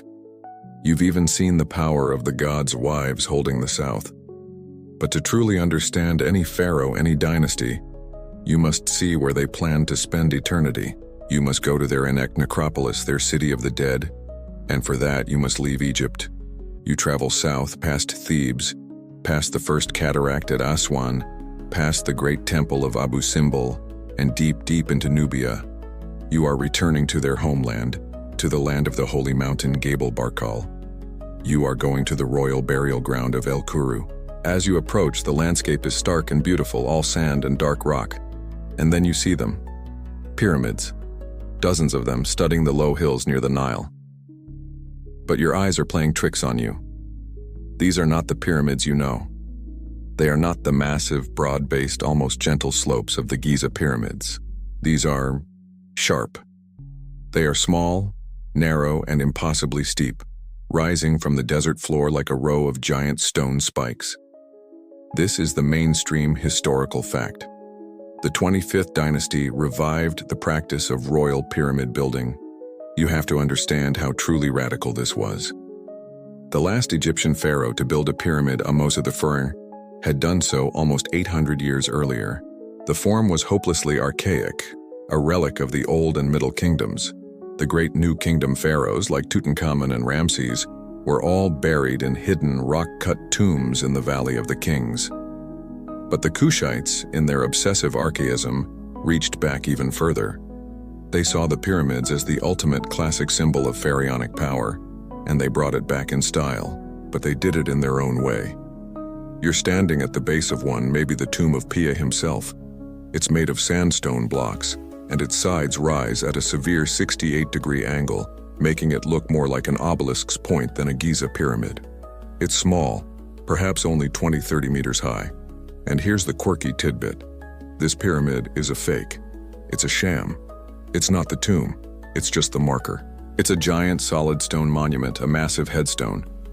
The actual burial is underneath it. You find a carved stairway hidden at the base that descends deep into the bedrock. You follow it down into the earth, and there you find the burial chamber. A small, vaulted room, its walls painted with scenes from the Book of the Dead, a simple sarcophagus in the center. It's an Egyptian burial, but with a Nubian architectural flourish on top. This fusion is everywhere. You go to the tomb of Piye, the great horse lover, and right next to his pyramid tomb you find another, smaller set of tombs. You enter. It's a stable. A row of his four most beloved chariot horses buried standing up in their full, elaborate harnesses with beaded nets and silver trappings. This is a profoundly Nubian custom, a throwback to the great burials at Kerma, where kings were buried with their sacrificed retainers. An Egyptian pharaoh would never have done this. But Piye, the pious crusader, was also a Kushite king, and he was bringing his favorite horses with him to the afterlife. This necropolis at El Kuru was used by Kashta, Piye, Shabaka, and Shabitku, but it was small and it quickly became crowded. When the great Taharqa, the pharaoh at the dynasty's peak, considered his own eternal rest, he needed something grander. He started a new necropolis on the other side of the Nile, at a place called Nuri. You stand at Nuri and you look at Taharqa's pyramid. He took the steep-sided Nubian style and supersized it. His pyramid was the largest built in the Nile Valley in over 200 years, towering over 50 meters, 164 feet high. It was a true monument, a declaration of power that could be seen for miles. And deep beneath it, his burial chamber was carved, with a river of sand, and its walls were covered in the oldest known copies of certain chapters of the Book of the Dead. Historians still argue whether this entire pyramid-building enterprise was another example of their deliberate, backward-looking archaism, a conscious effort to copy the old Kingdom Pharaohs. Or was it a purely indigenous Nubian tradition? Remember the great tumuli, burial mounds of the Kerma culture, their ancestors. Perhaps this pyramid form was just an evolution of the tumulus, a native Nubian burial that they simply dressed up with Egyptian elements like the pyramid shape and the hieroglyphic texts. Was it, we are Egyptian pharaohs, so we build pyramids? Or we are Nubian kings, and this is how we are buried in a mound which we will style as a pyramid? It's the central question of their identity, carved in stone. You are standing in the burial chamber under Taharqa's massive pyramid at Nuri. You've seen his power in stone at Karnak, and you've seen his piety in the rescued texts of the Shabaka stone. You've seen where these kings lived, where they ruled, and where they were buried. And now you have to confront the most obvious and, in our modern world, the most loaded question. Who were they? You've heard the term. It's the one modern media loves to use, the Black Pharaohs. It's a powerful, evocative, and let's be honest, an accurate term. These were pharaohs who were indisputably black, hailing from deep in Nubia, the heart of sub-Saharan Africa. But as you stand here in the ancient world, you have to grapple with what that really meant, both for them and for the Egyptians they ruled. This is the mainstream historical fact. The art of the 25th dynasty is not shy about their origins. This is what makes it so striking. For thousands of years, Egyptian art was highly idealized. The pharaoh was a type, not a person.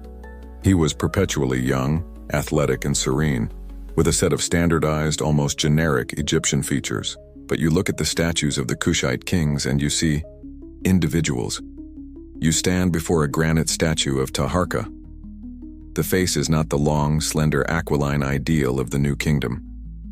It is a round, full, and powerful face. The nose is wide. The lips are full and pronounced. This is not a standard pharaoh, this is a portrait. You look at the famous sphinx that bears Taharqa's face, now in the British Museum. It has the classic lion's body, the pharaonic Nemes headdress, and the double uraeus, cobra, on its brow. But the face is unmistakably, powerfully African. It's a Kushite face. They didn't just allow this, they commanded it. They were forcing the ancient, conservative, and often xenophobic workshops of Egypt to create a new image of royal power. They were blending their distinctive Kushite ethnicity with the 3,000-year-old symbols of pharaonic rule. The message was clear. This is what a pharaoh looks like now. We are the pharaoh, and we are from Kush. But how did the Egyptians, the ones in Memphis and Thebes, see them? This is the quirky tidbit. The Egyptians had known Nubians forever. They had a specific word for them, Nehesi. And for millennia, in their art, Nehesu were almost always depicted in a subservient or adversarial role. They were shown as wretched enemies, bound captives being presented to Pharaoh. Or they were the Medjay, the police force and mercenaries. Or they were the source of exotic goods, the southerners who brought gold and ivory. They were other. Now, suddenly, the Nehesi was not the captive, he was the king. The Nehesi was not the bodyguard, he was the one being guarded. This must have been a profound cultural shock. And this leads to the great scholarly debate. Historians still argue whether our modern 21st century concepts of race, black and white, have any relevance here. Did an ancient Egyptian see Taharqa and think, he is a black man? Or did he think, he is a Kushite? The evidence suggests the latter. In the ancient world, people were defined by their ethnicity, their language, and their homeland. You were a Libyan, an Asiatic, a Setjet, an Egyptian, a Reth, or a Nubian, Nehesi. These categories were cultural, not based on a color spectrum. And what mattered more to the Egyptian priesthood than Taharqa's skin color? His piety. He was the man who was rebuilding their temples. He was the man who was honoring Amun. He was the man who was copying the ancient texts. He was, in short, a true pharaoh. In a way the Egyptian-looking Libyan kings before him had not been. His legitimacy came from his actions, not his features. The 25th dynasty art is the beautiful, complex result of this tension. It is a fusion. It's the Kushite kings using the ultimate insiders club, pharaonic kingship, and forcing it to expand to include them. They weren't assimilating in a way that erased their identity. They were forcing the definition of Egyptian pharaoh to assimilate to them. They were saying, yes, I have the full lips and wide nose of the land of Kush, and I also wear the double crown of Upper and Lower Egypt. These two things are not in conflict, they are one. And in doing so, they created some of the most powerful, realistic, and truly unique royal portraiture in Egypt's long history. You are standing in the middle of a thriving, bustling, and confident Egypt. The work of Kashta, Piye, and Shabaka has paid off, and it has all culminated in this moment, the reign of Taharqa. This is the peak. This is the zenith. This is the high-water mark of the 25th dynasty, a golden age of prosperity so profound it must have felt like the new kingdom had returned. You feel it in the air. It's a feeling of Mat, of divine order, of things being correct. The Nile, the lifeblood of the entire nation, seems to agree. You travel to the great quay at Karnak, the riverside docks where the festival barks land. And there, Taharqa has carved inscriptions, known as the Nile-level texts. This is the quirky tidbit. He is recording the height of the annual flood, and in his year 6 the inscription proudly notes that the inundation reached a level not seen since the time of the ancestors. It was a perfect, bounteous, just right flood that watered everything but swept nothing away. It's the ancient equivalent of a glowing economic report. Taharqa is essentially bragging, "The gods are so pleased with my rule that they have given us the best agricultural year in 1,000 years. You're welcome." And he's not wrong. This is the mainstream historical fact. Taharqa's reign was a period of exceptional prosperity. The granaries are bursting. You walk through the markets of Memphis and they are overflowing. The stalls are piled high with dates, figs, pomegranates, and endless varieties of bread and beer. The treasury, fueled by Nubian gold from the south and Mediterranean trade from the north, is bottomless. And what does a pharaoh do when he has absolute power, a stable kingdom, and a limitless budget? He builds. You are swept up in a whirlwind of construction. The single column at Karnak? That was just an appetizer. You travel south, back to the homeland, to Napata and Gebel Barkal. Taharqa is transforming his ancestral capital. He builds new temples, expands the great Amun temple B, 500 to an unprecedented size. You go to Kawa, in Upper Nubia, and he builds a stunning, complete sandstone temple from scratch. You go to Sanam, You go to Tabo. His architectural footprint is everywhere in Nubia. Then you go north, into Egypt proper. He is, of course, all over Thebes. He builds shrines, gateways, and restores countless reliefs. He's in Memphis, adding to the great temple of Ptah. He is even building in the Delta, the old heartland of his Libyan rivals in cities like Tanis. He is stitching the two lands together, from the swamps of the Mediterranean to the cataracts of Sudan, with a single, unified, and incredibly expensive architectural vision. Historians still argue whether this was a true, sustainable renaissance on par with the New Kingdom, or if it was a brilliant but fragile bubble.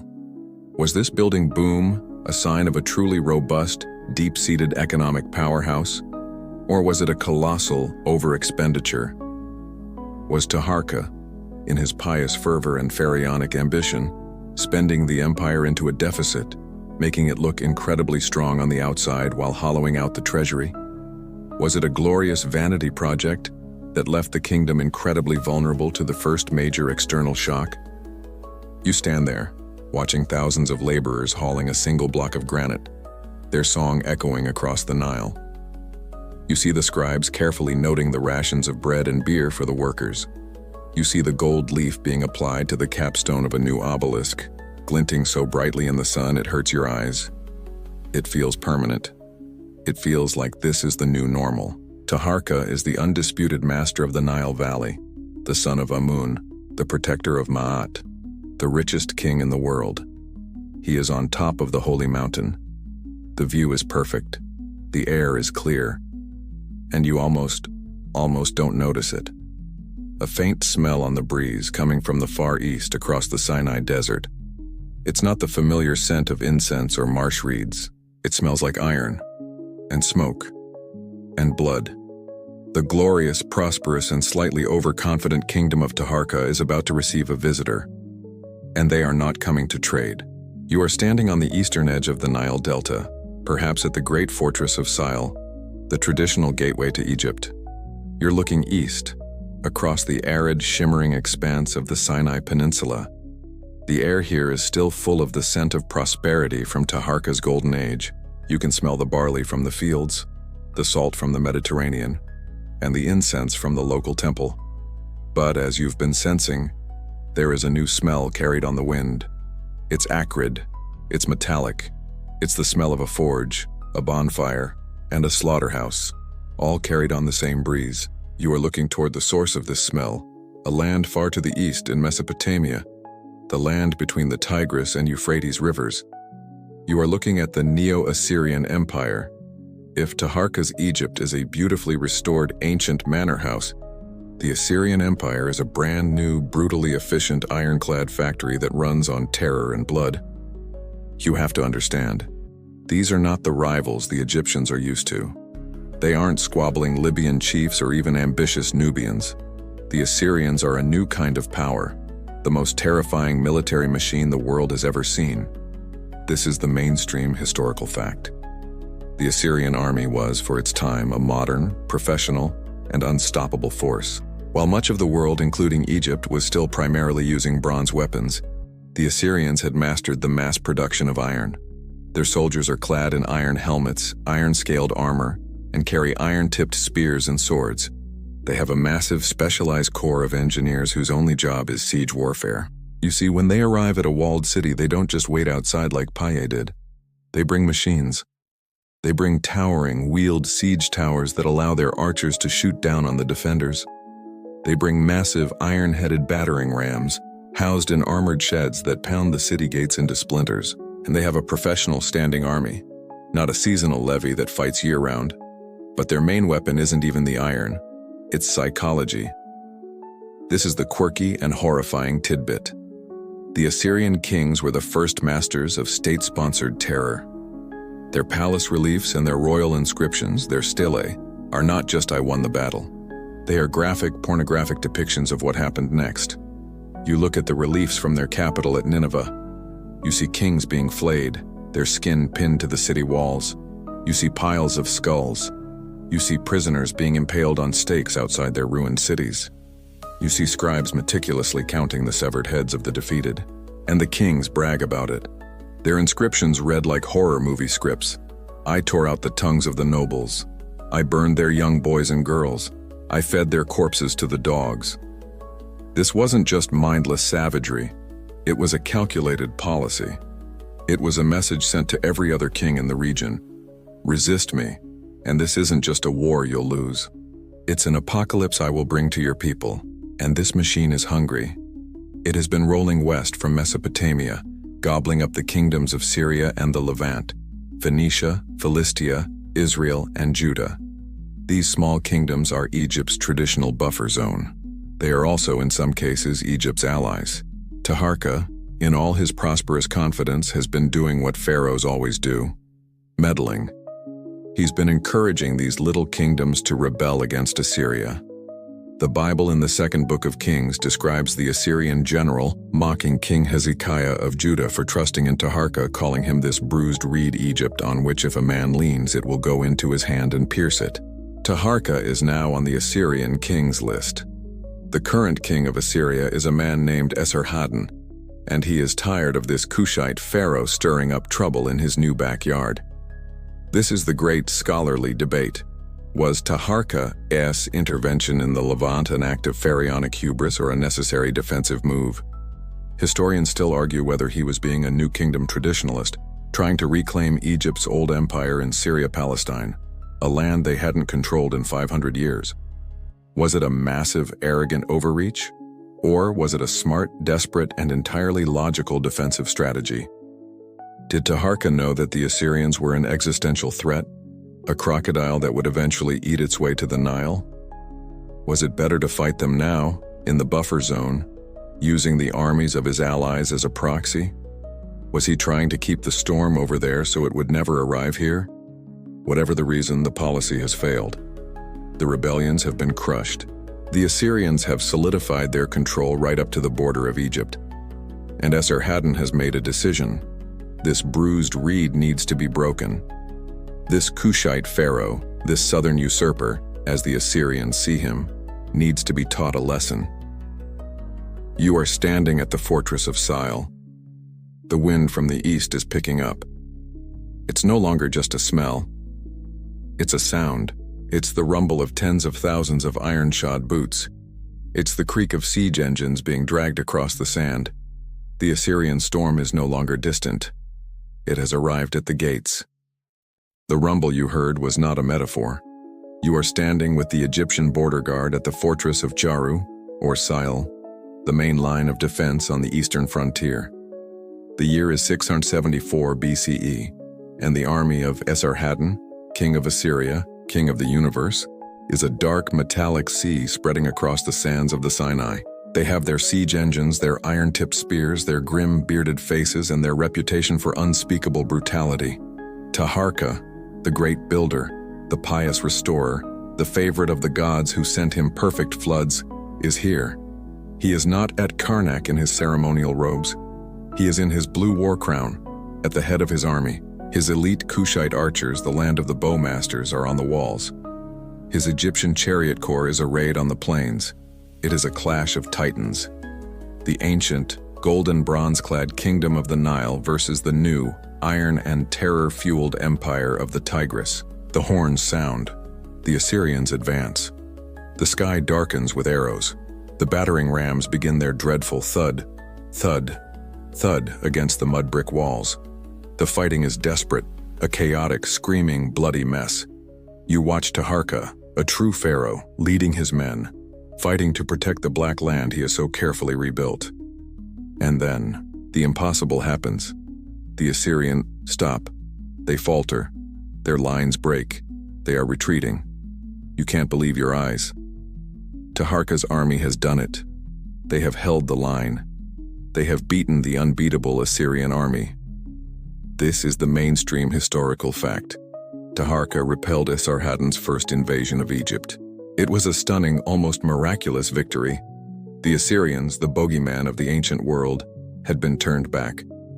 You can imagine the celebration in Memphis and Thebes, the victory festivals, the sacrifices to Amun, the surge of absolute confidence.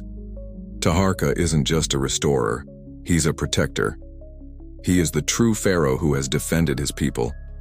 He's the real deal. But back in Nineveh, his capital, Esarhaddon is not celebrating. He is planning.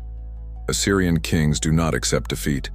They see it as a temporary setback, a problem of logistics, an insult to their god Assur that must be avenged. He spends the next 3 years meticulously preparing for his revenge. This is the quirky tidbit. We have Esarhaddon's own texts, and he describes the horror of the journey. He complains about the arid desert, the lack of water, and the two-headed serpents that plagued his men, almost certainly a mythologized description of the very real, very deadly vipers of the Sinai. But this time he is prepared. He makes pacts with the local Arab tribes to provide a supply chain, using their camels as living water tanks to support his army on the march. The year is 671 BCE. He is back, and this time, there is no stopping him. This is not a battle, it's a blitzkrieg.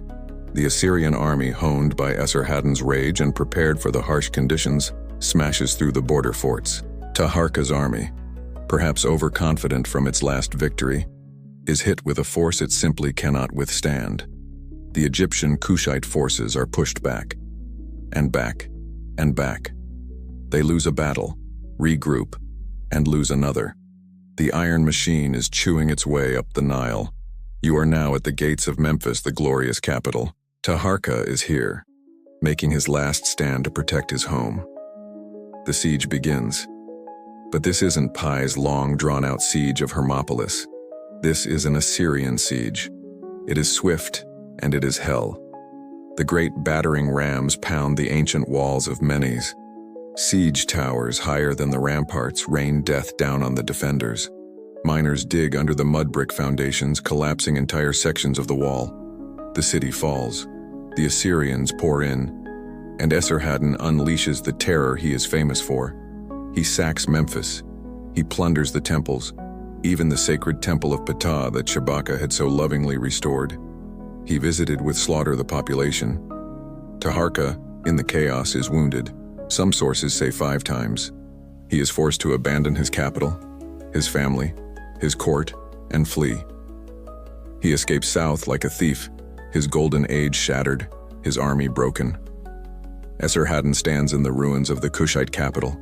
He has captured Taharqa's worst nightmare, his family, his wife, his concubines, and his son and heir, the crown prince Ushanahuru, are all taken in chains. Esarhaddon carves a victory stele, the famous stele of Samal, to commemorate this. It is the ultimate humiliation.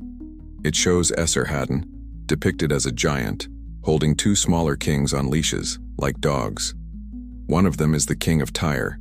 The other, kneeling at his feet, is the young Kushite prince Ushanahuru, Taharqa's own son. Esarhaddon declares himself king of Egypt. He installs the Delta Lords, the descendants of Piye's old rivals, as his local puppet governors, takes his plunder and his royal hostages, and marches home. Historians still argue whether Taharqa's initial victory was a lucky fluke, perhaps aided by a storm, or a plague that hit the Assyrian camp, as some texts hint, or if his army was genuinely a match for them and was only defeated the second time by overwhelming, meticulously planned numbers. But as you follow the wounded pharaoh, Taharqa, who has retreated all the way to Thebes, you see a man who is not broken. He is humiliated, he is furious, his son is a captive. His capital is in enemy hands, his reputation is in tatters. The Assyrians may think they have won, but Taharqa is a son of Amun, and he is already planning his comeback. You are in Thebes, the great southern capital, the spiritual heart of the empire. But the mood is not one of pious celebration, it's one of grim, furious preparation. Taharqa is here. The pharaoh is wounded, his capital is occupied, his son is a captive in Nineveh, but he is alive. And he is a Kushite king, a son of Amun. He is not finished. The moment Esarhaddon's main army is back across the Sinai, Taharqa does exactly what you'd expect him to do. He counterattacks. He rallies his remaining forces, the elite Nubian archers and the loyal Theban regiments. He sails north. The puppet kings Esarhaddon installed in the delta, men like Necho Krarn of Sais, the descendant of Piye's old rival Tefnacht, are caught between a rock and a hard place. They are Assyrian vassals, but they are also Egyptians. When Taharqa's army appears, many of them just fold. Taharqa triumphantly re-enters Memphis. He massacres the Assyrian garrisons left in the city. He is back on the throne. It's a stunning comeback, a display of pure, indomitable will. He has taken his kingdom back. He sends a defiant message to Nineveh. It's the ancient equivalent of, I'm not locked in here with you, you're locked in here with me. The problem is, the man who receives that message is not Esarhaddon. Esarhaddon died on his way back to Egypt to deal with this very rebellion. The new king of Assyria is his son, Ashurbanipal. And if Esarhaddon was a ruthless, efficient monster, Ashurbanipal is an artist of cruelty, a scholar of sadism. He is quite possibly the most powerful and most terrifying man on the planet. And he has just read Taharqa's defiant message. Ashurbanipal does not send a warning. He does not negotiate. He gathers the entire colossal iron-toothed war machine of the Assyrian Empire, and he points it at Egypt. This is not an invasion. This is an extermination. The year is 667 BCE. The Assyrian army is back.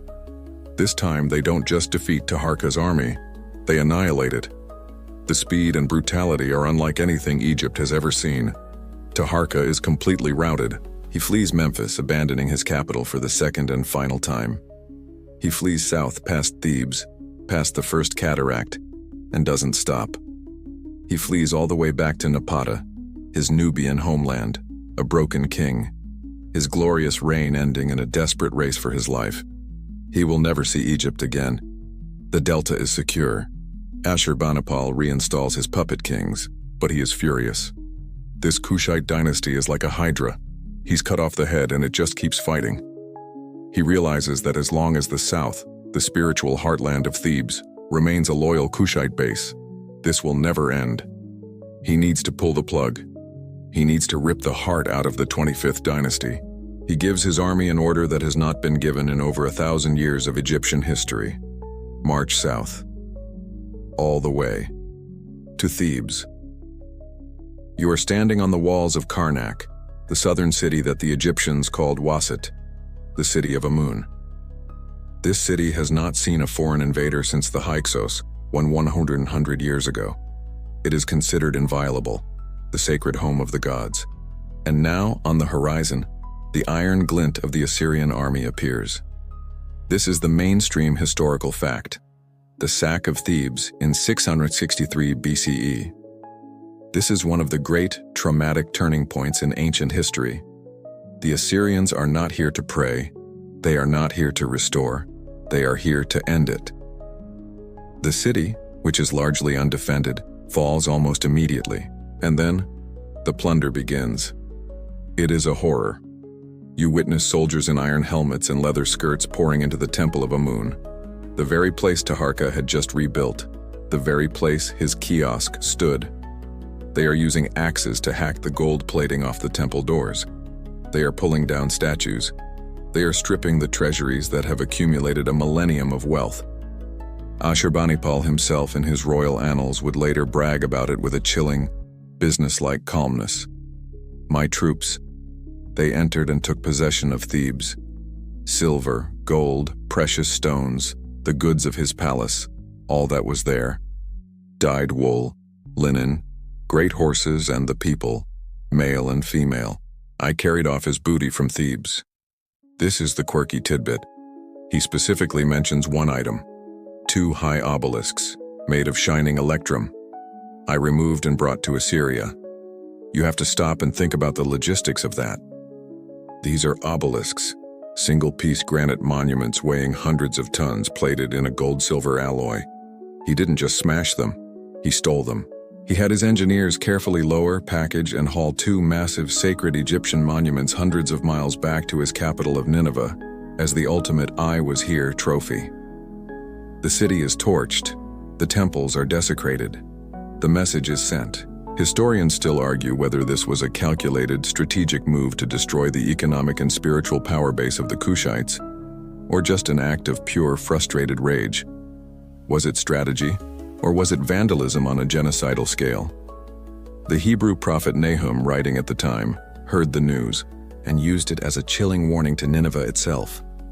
Are you better than Thebes that was situated by the river? Yet she went into exile, she went into captivity. Her infants were dashed in pieces at the head of every street. The glorious restoration is over. Thebes, the home of Amun, is a smoking ruin, its holiest treasures on a cart bound for Assyria. Awaiting continue. You are in Napata, the Nubian capital, at the foot of the holy mountain, Gebel Barkal. The air is thick with the smoke of funeral rites. The great Taharqa, the lion of the 25th dynasty, the grand builder and pious restorer, has died here in his homeland, a broken exile. He is buried with all the honors of a pharaoh in his massive pyramid at Nuri. The dream of a unified Egyptian Kushite empire, which he brought to its glittering peak, has been shattered and plundered, its heart ripped out at Thebes, its crown prince a captive in Nineveh. It seems for all the world to be over. But the doctrine of Gebel Barkal is strong. The belief that the Kushite kings are the only true sons of Amun does not die with one king. The crown passes to Taharqa's nephew, or possibly cousin, the son of the earlier king Shabaka. His name is Tantamani, and Tantamani has been raised on the same stories. He believes in the same divine mandate. He has just watched the Assyrians, a people he views as godless barbarians, desecrate the holiest city in the world and chase his legendary uncle to his grave. Tantamani is not just sad, he is furious. And then, he has a dream. This is the quirky tidbit which Tantamani himself will later record on his dream stele. He dreams he is in Napata, and two serpents, one on his right hand and one on his left, appear to him. He is told this is a divine prophecy. The single Urius cobra on his crown meant he was already king of the south, Nubia. The dream of the second cobra meant he was destined to claim the crown of the north, Egypt. It's the double Uraeus of the unified kingdom. It's a message, he believes, directly from Amun. Go north. Avenge my temple. Take back your kingdom. Historians still argue whether this was a genuine, divinely inspired vision or a masterful piece of propaganda. Was he a true mystic? Or was he just a smart politician creating a holy justification, a casus belli, to rally his demoralized army for one last desperate campaign? Whatever the source, it works. He gathers what's left of the Kushite army, the elite archers and soldiers, and he marches north. This is the last ride of the 25th dynasty. This is the mainstream historical fact. Tantamani's campaign is, at first, a shocking success. He arrives in Thebes. The Assyrian garrison is small or has already fled, and the devastated city hails him as a liberator. He performs the ancient purification rituals in the desecrated temples, symbolically healing the wounds inflicted by the Assyrians. He is the avenging son of Amun returned. He doesn't stop. Fueled by this success and his divine dream, he continues north all the way to Memphis, the capital. The Assyrian puppet governors of the Delta, led by Necovans of Sais, the son of Piye's old rival, rally their forces to stop him. A battle is fought near the city. Tantamani is victorious. He smashes the Delta coalition. Nekoi is captured and, according to some sources, killed in the fighting.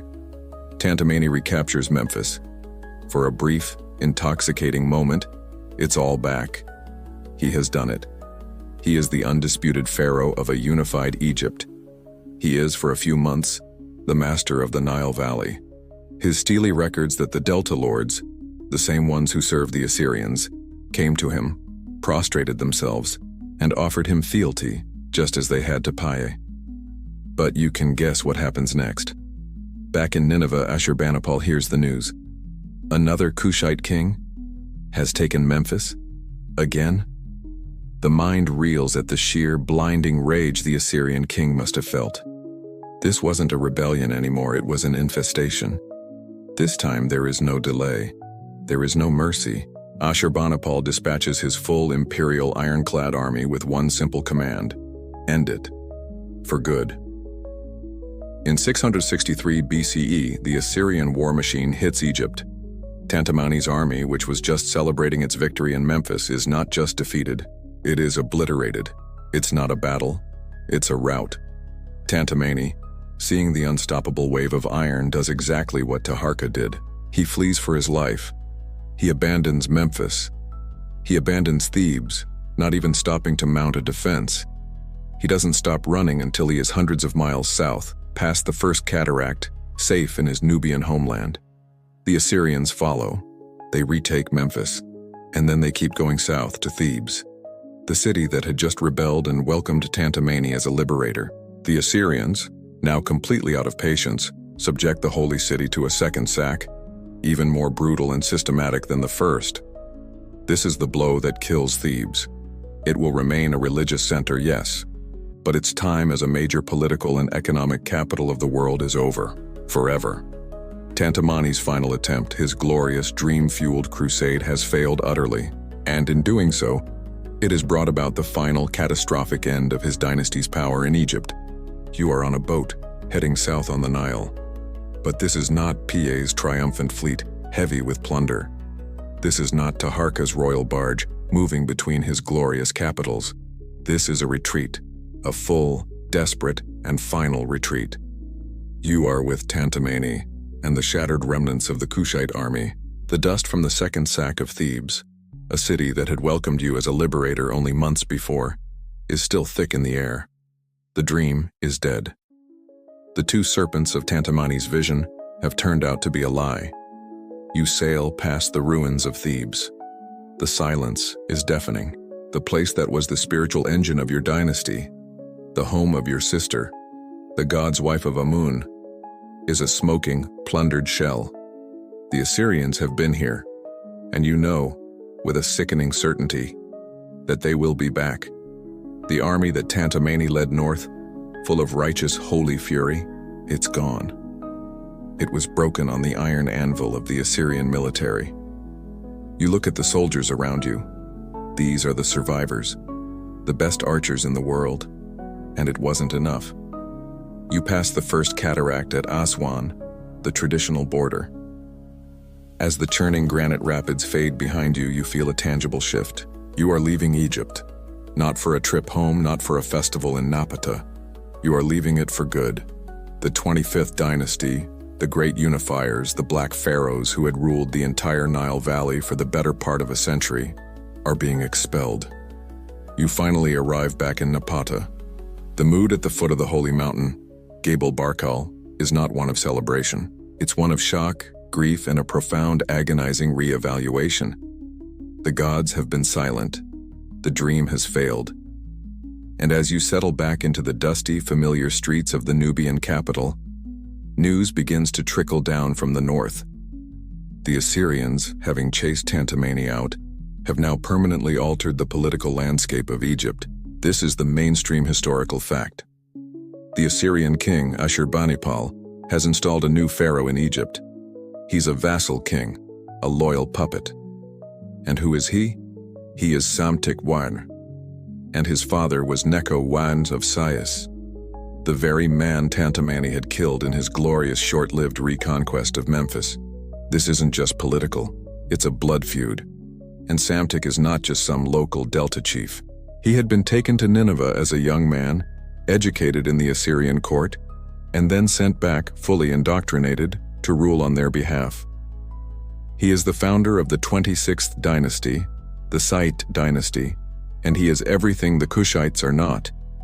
He is from the north, he is a pragmatist, and he is an ally of Assyria. The door to Egypt is now closed, locked and guarded by the son of the man you killed.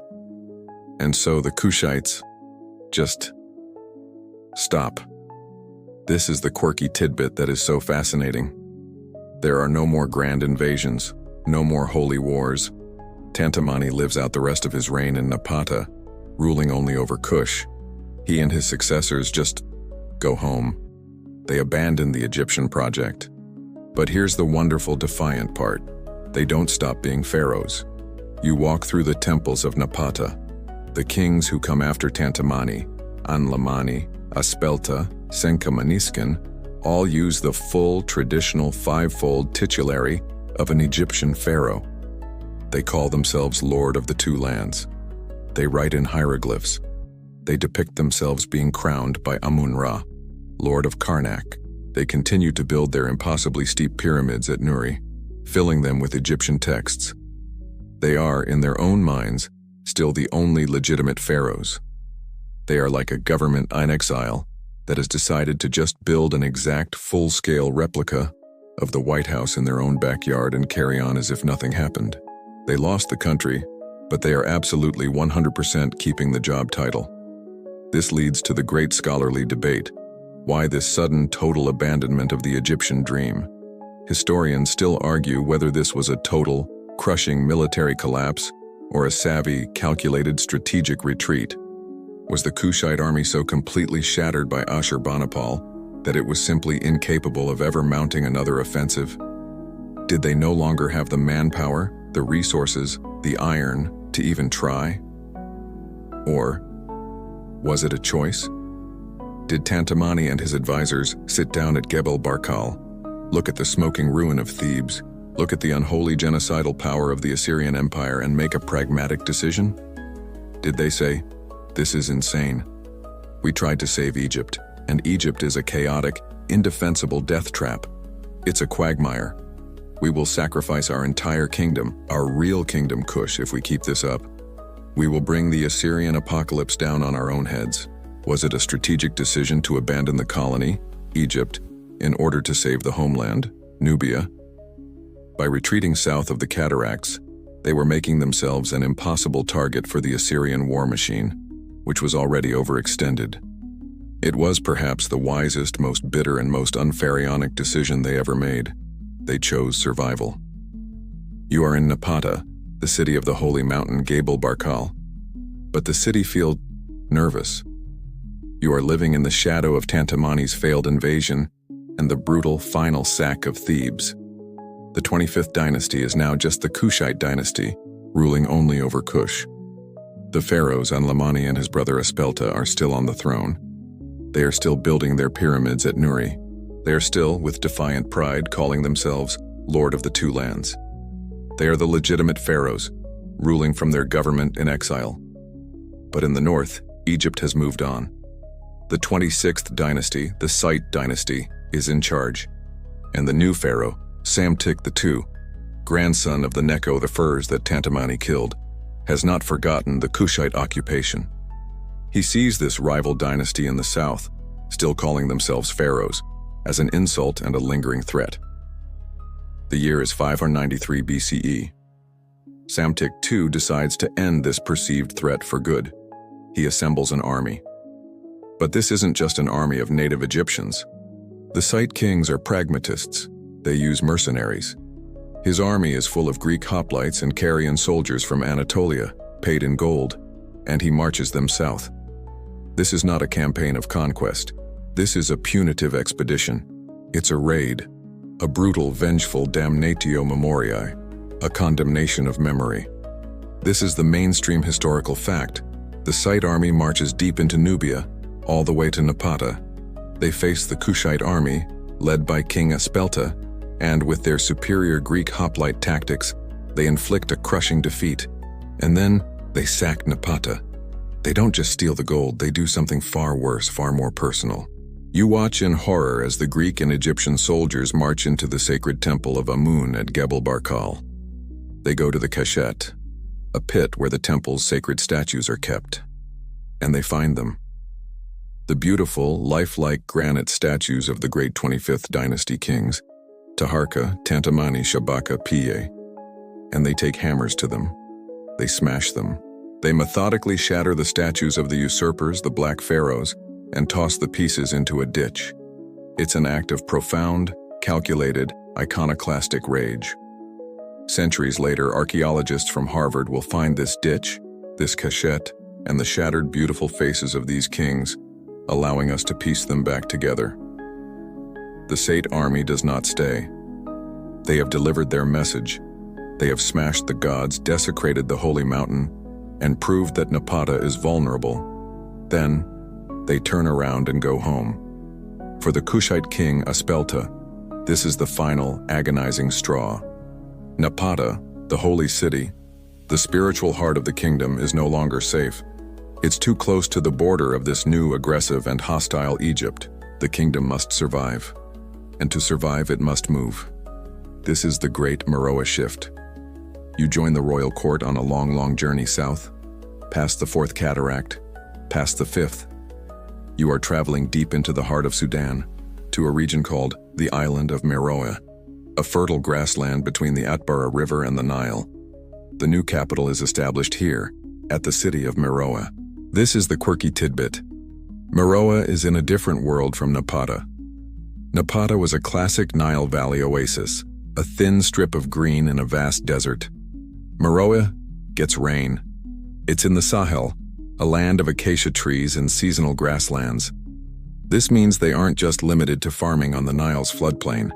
They can raise massive herds of cattle, a primary source of wealth. And crucially, the region is thick with forests. Why does that matter? For fuel. Fuel to power the iron furnaces. You stand in Meroe and you see huge dark mounds, glistening in the sun. They are slag heaps, the industrial waste from centuries of iron smelting. The Kushites, perhaps having learned the hard way from the iron-wielding Assyrians, have become one of the greatest iron-producing centers in the ancient world. Meroe is not just a capital. It's an industrial powerhouse, the Birmingham of ancient Africa. This leads to the great scholarly debate. Historians still argue whether this shift was a direct, panicked political response to Psamtik II's invasion, or if it was a slower, more gradual economic move. Was Napata already failing? Its nearby forests cut down for fuel, its grazing lands exhausted? Was the move to Meroe a savvy business decision, a pivot to control the new lucrative trade routes to the Red Sea and deep into Central Africa, where ivory, ebony, and exotic animals came from? Was it a retreat, or was it a brilliant rebranding? Either way, the move is profound. The kingdom turns its back on Egypt, and as the centuries pass, it becomes something new, something uniquely Meroitic. The kings still build pyramids, but they get smaller, steeper, and, most importantly, they stop writing in Egyptian. You see a new script, all over the temples and stelae. It's a beautiful, cursive, alphabetic script. This is the Meroitic language. We can read it. We know what the letters sound like, but we have no idea what the words mean. It remains one of the great undeciphered languages of the ancient world. The Kushite kingdom has found its own voice, and we can no longer understand it. They have become, finally, their own civilization. You are in Meroe, the new beating iron-fueled heart of the Kushite kingdom. You've watched the capital shift south, a strategic retreat that has become a cultural renaissance. You see the vast herds of cattle grazing on the rain-fed savanna. You smell the acrid industrial smoke from the iron slag heaps, which are growing into small, dark hills. You walk through the temples and you can no longer read the inscriptions. The elegant, familiar hieroglyphs of Egypt have been replaced by the new, cursive, Meroitic script, a language the world will one day forget how to read. The kingdom has turned its back on Egypt, and in doing so, it has saved itself. It will thrive here in the heart of Africa for another 700 years, a powerful, wealthy, and independent civilization. But while Meroe is busy being born, the memory of its fathers is being murdered. You travel back north, to Egypt. You are in the 26th dynasty, the Sate dynasty. The Assyrians are gone, their own empire having crumbled. The new pharaoh, Psamtik II, the man whose army smashed the sacred statues at Gebel Barkal, remember that, is on the throne. He is not just ruling, he is editing. He needs to legitimize his own family line, the one that the Assyrians put in charge. And to do that, he needs to make sure the previous dynasty, the 25th, is seen not as a legitimate predecessor, but as an illegitimate, barbaric foreign occupation. You are standing at Karnak in the grand courtyard, looking up at the single magnificent column of Taharqa's kiosk. You watch as a team of workers on scaffolding obey the new pharaoh's orders. This is the mainstream historical fact, the systematic damnatio memoriae, the condemnation of memory. You hear the tap, tap, tap of bronze chisels as the masons methodically, meticulously chip away at the stone. They are not destroying the monument, they are destroying the credit. They are erasing Taharqa's cartouche, his royal name, from every surface. They are gouging out his face, his uraeus, his very identity, leaving a blank, pharaoh-shaped scar in the stone.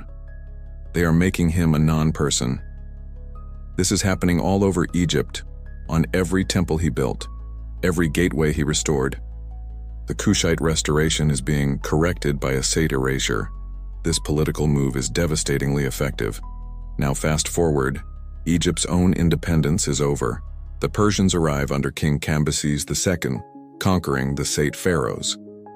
This is the quirky tidbit.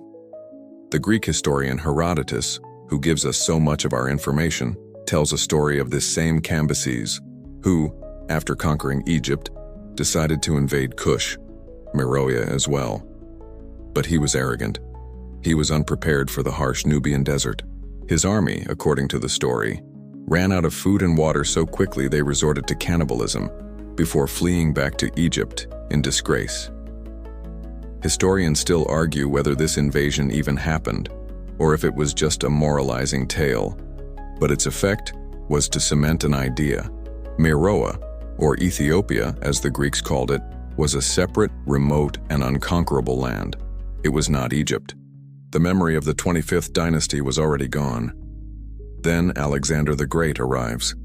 Then the Ptolemies, the Greek kings, with their capital at the new city of Alexandria. Then, finally, the Romans. To these new, European-facing masters of Egypt, the kingdom of Meroe to the south is a complete other. It's an exotic, mythical land of burnt-faced people, a place where the gods love to vacation, a source of strange animals for the arena. They have no idea that these Ethiopians had, for nearly a century, sat on the throne of Egypt and called themselves Pharaoh. The cultural and historical disconnect is total. Now fast forward one last time. It's the 19th century, the age of steam and empire. The first wave of European explorers and archaeologists, men like Giovanni Belzoni and Carl Richard Lepsius, are sailing up the Nile. They are obsessed. They are here to find the Egypt of the Bible, of Herodotus, of Ramses and Cleopatra. They eventually push south into Sudan. They see the ruins at Napata. They see the hundreds of small, steep, spiky pyramids at Meroe, and their reaction is disgust. Their minds, steeped in the rigid, systemic racism of the 19th century, simply cannot process what they are seeing. It was a philosophical impossibility to them that a black, Negroid civilization from sub-Saharan Africa could ever have been the master of high civilization, Egypt. So, they invent a narrative that fits their prejudice. These pyramids, they must be crude, late degenerate copies of the real pyramids at Giza. This art? It's primitive, imitative. They decide that this must have been a backward native culture that tried to copy Egypt and failed. They write the definitive, first academic histories of Egypt, and the 25th dynasty is dismissed in a few pages as a dark, chaotic, Ethiopian interlude. They are, without even knowing it, finishing the job Psamtik II started. The kings who saved Egypt are first erased by their political rivals, then forgotten by their Greco-Roman successors, and finally, dismissed by modern racist scholarship. The dynasty of Piye, Shabaka, and Taharqa is now well and truly buried. You are standing in the desert, but you are not in Egypt. The heat is a physical weight, a dry, baking 110-degree pressure. The sun is a white hole in a vast blue sky. You are in Sudan, at the site of the royal necropolis of Nuri. You look out, and you see them. The dense cluster of steep, pointed, almost alien pyramids, the ones built by Taharqa and his descendants. For centuries, these monuments were a mystery, dismissed by 19th century explorers as the crude, degenerate imitations of a backward race. The great 25th dynasty, the Black Pharaohs, had been so thoroughly erased by their successors and so completely dismissed by modern scholarship that they had become a footnote, a chaotic interlude of Ethiopian rule. But now you are standing next to a man who is about to, quite literally, dig up the truth. It's the early 20th century, around 1916. You are with the Harvard-Boston expedition, led by the great and complicated archaeologist, George Reisner. Reisner is not like the treasure hunters of the past. He is a meticulous, almost obsessive excavator. He's here in Sudan, not just Egypt, because he wants to understand the full history of the Nile Valley.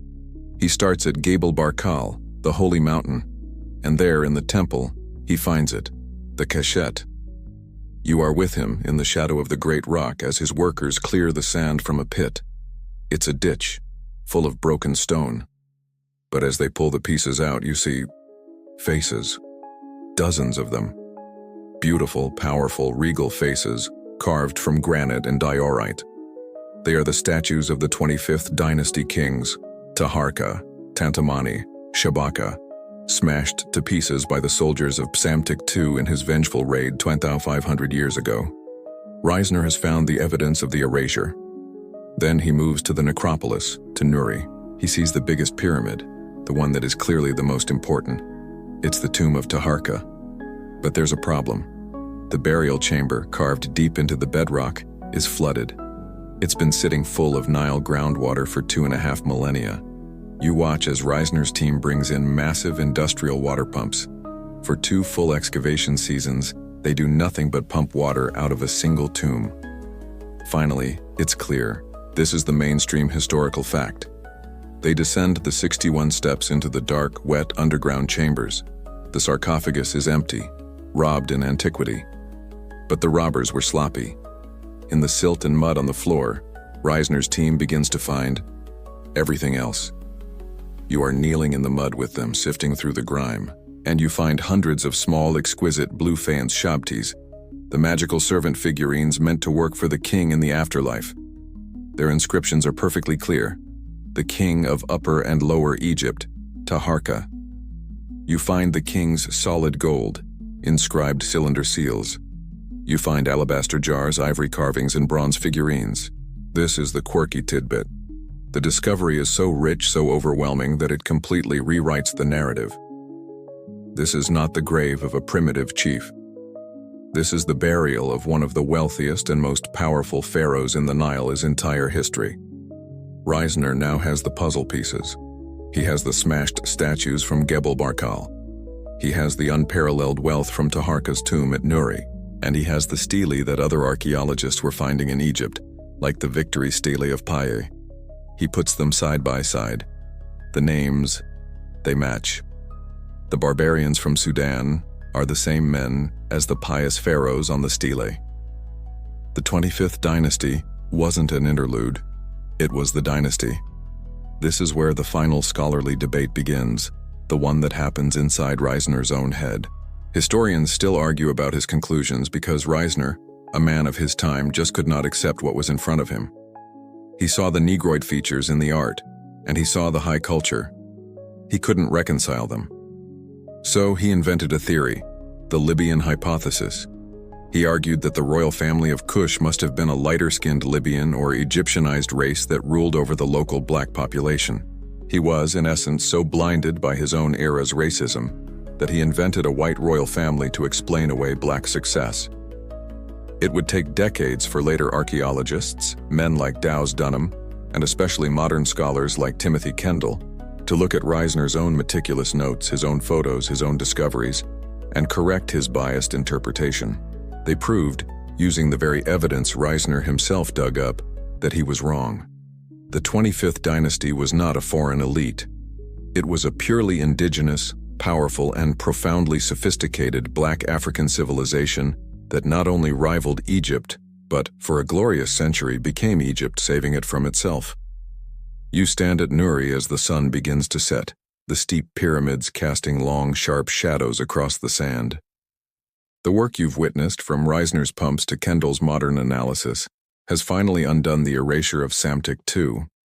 The names are back. The statues are being painstakingly glued back together in the museums of Boston and Khartoum. The story of Piye, Shabaka, and Taharqa, a story buried by prejudice, is finally being told, not as a footnote, but as one of the most remarkable chapters in the history of the world. The story of the Kushite pharaohs is, in the end, a story about memory. It is a testament to the fact that you can, for a time, erase a name. You can smash a statue. You can chip a cartouche from a temple wall. You can even, as the 19th century scholars did, write a people out of their own history with the poison of prejudice. You can build a dam of lies. But history is a river. It is the Nile, and the truth, like the flood, will always find a way to return. to seep through the cracks, to rise and to wash the slate clean. The great kings, Piye, Shabaka, Taharqa, they are no longer just sleeping in their pyramids. Their story has been rediscovered, their statues reassembled, their names returned to the great list of pharaohs right where they always belonged. The work of their dynasty, the pious restoration of Egypt, is finally complete, even if it took 2,500 years for us to notice. And now, as our journey comes to an end, you can let that story fade. Let the hot Sudanese sun dissolve into the cool darkness of your room.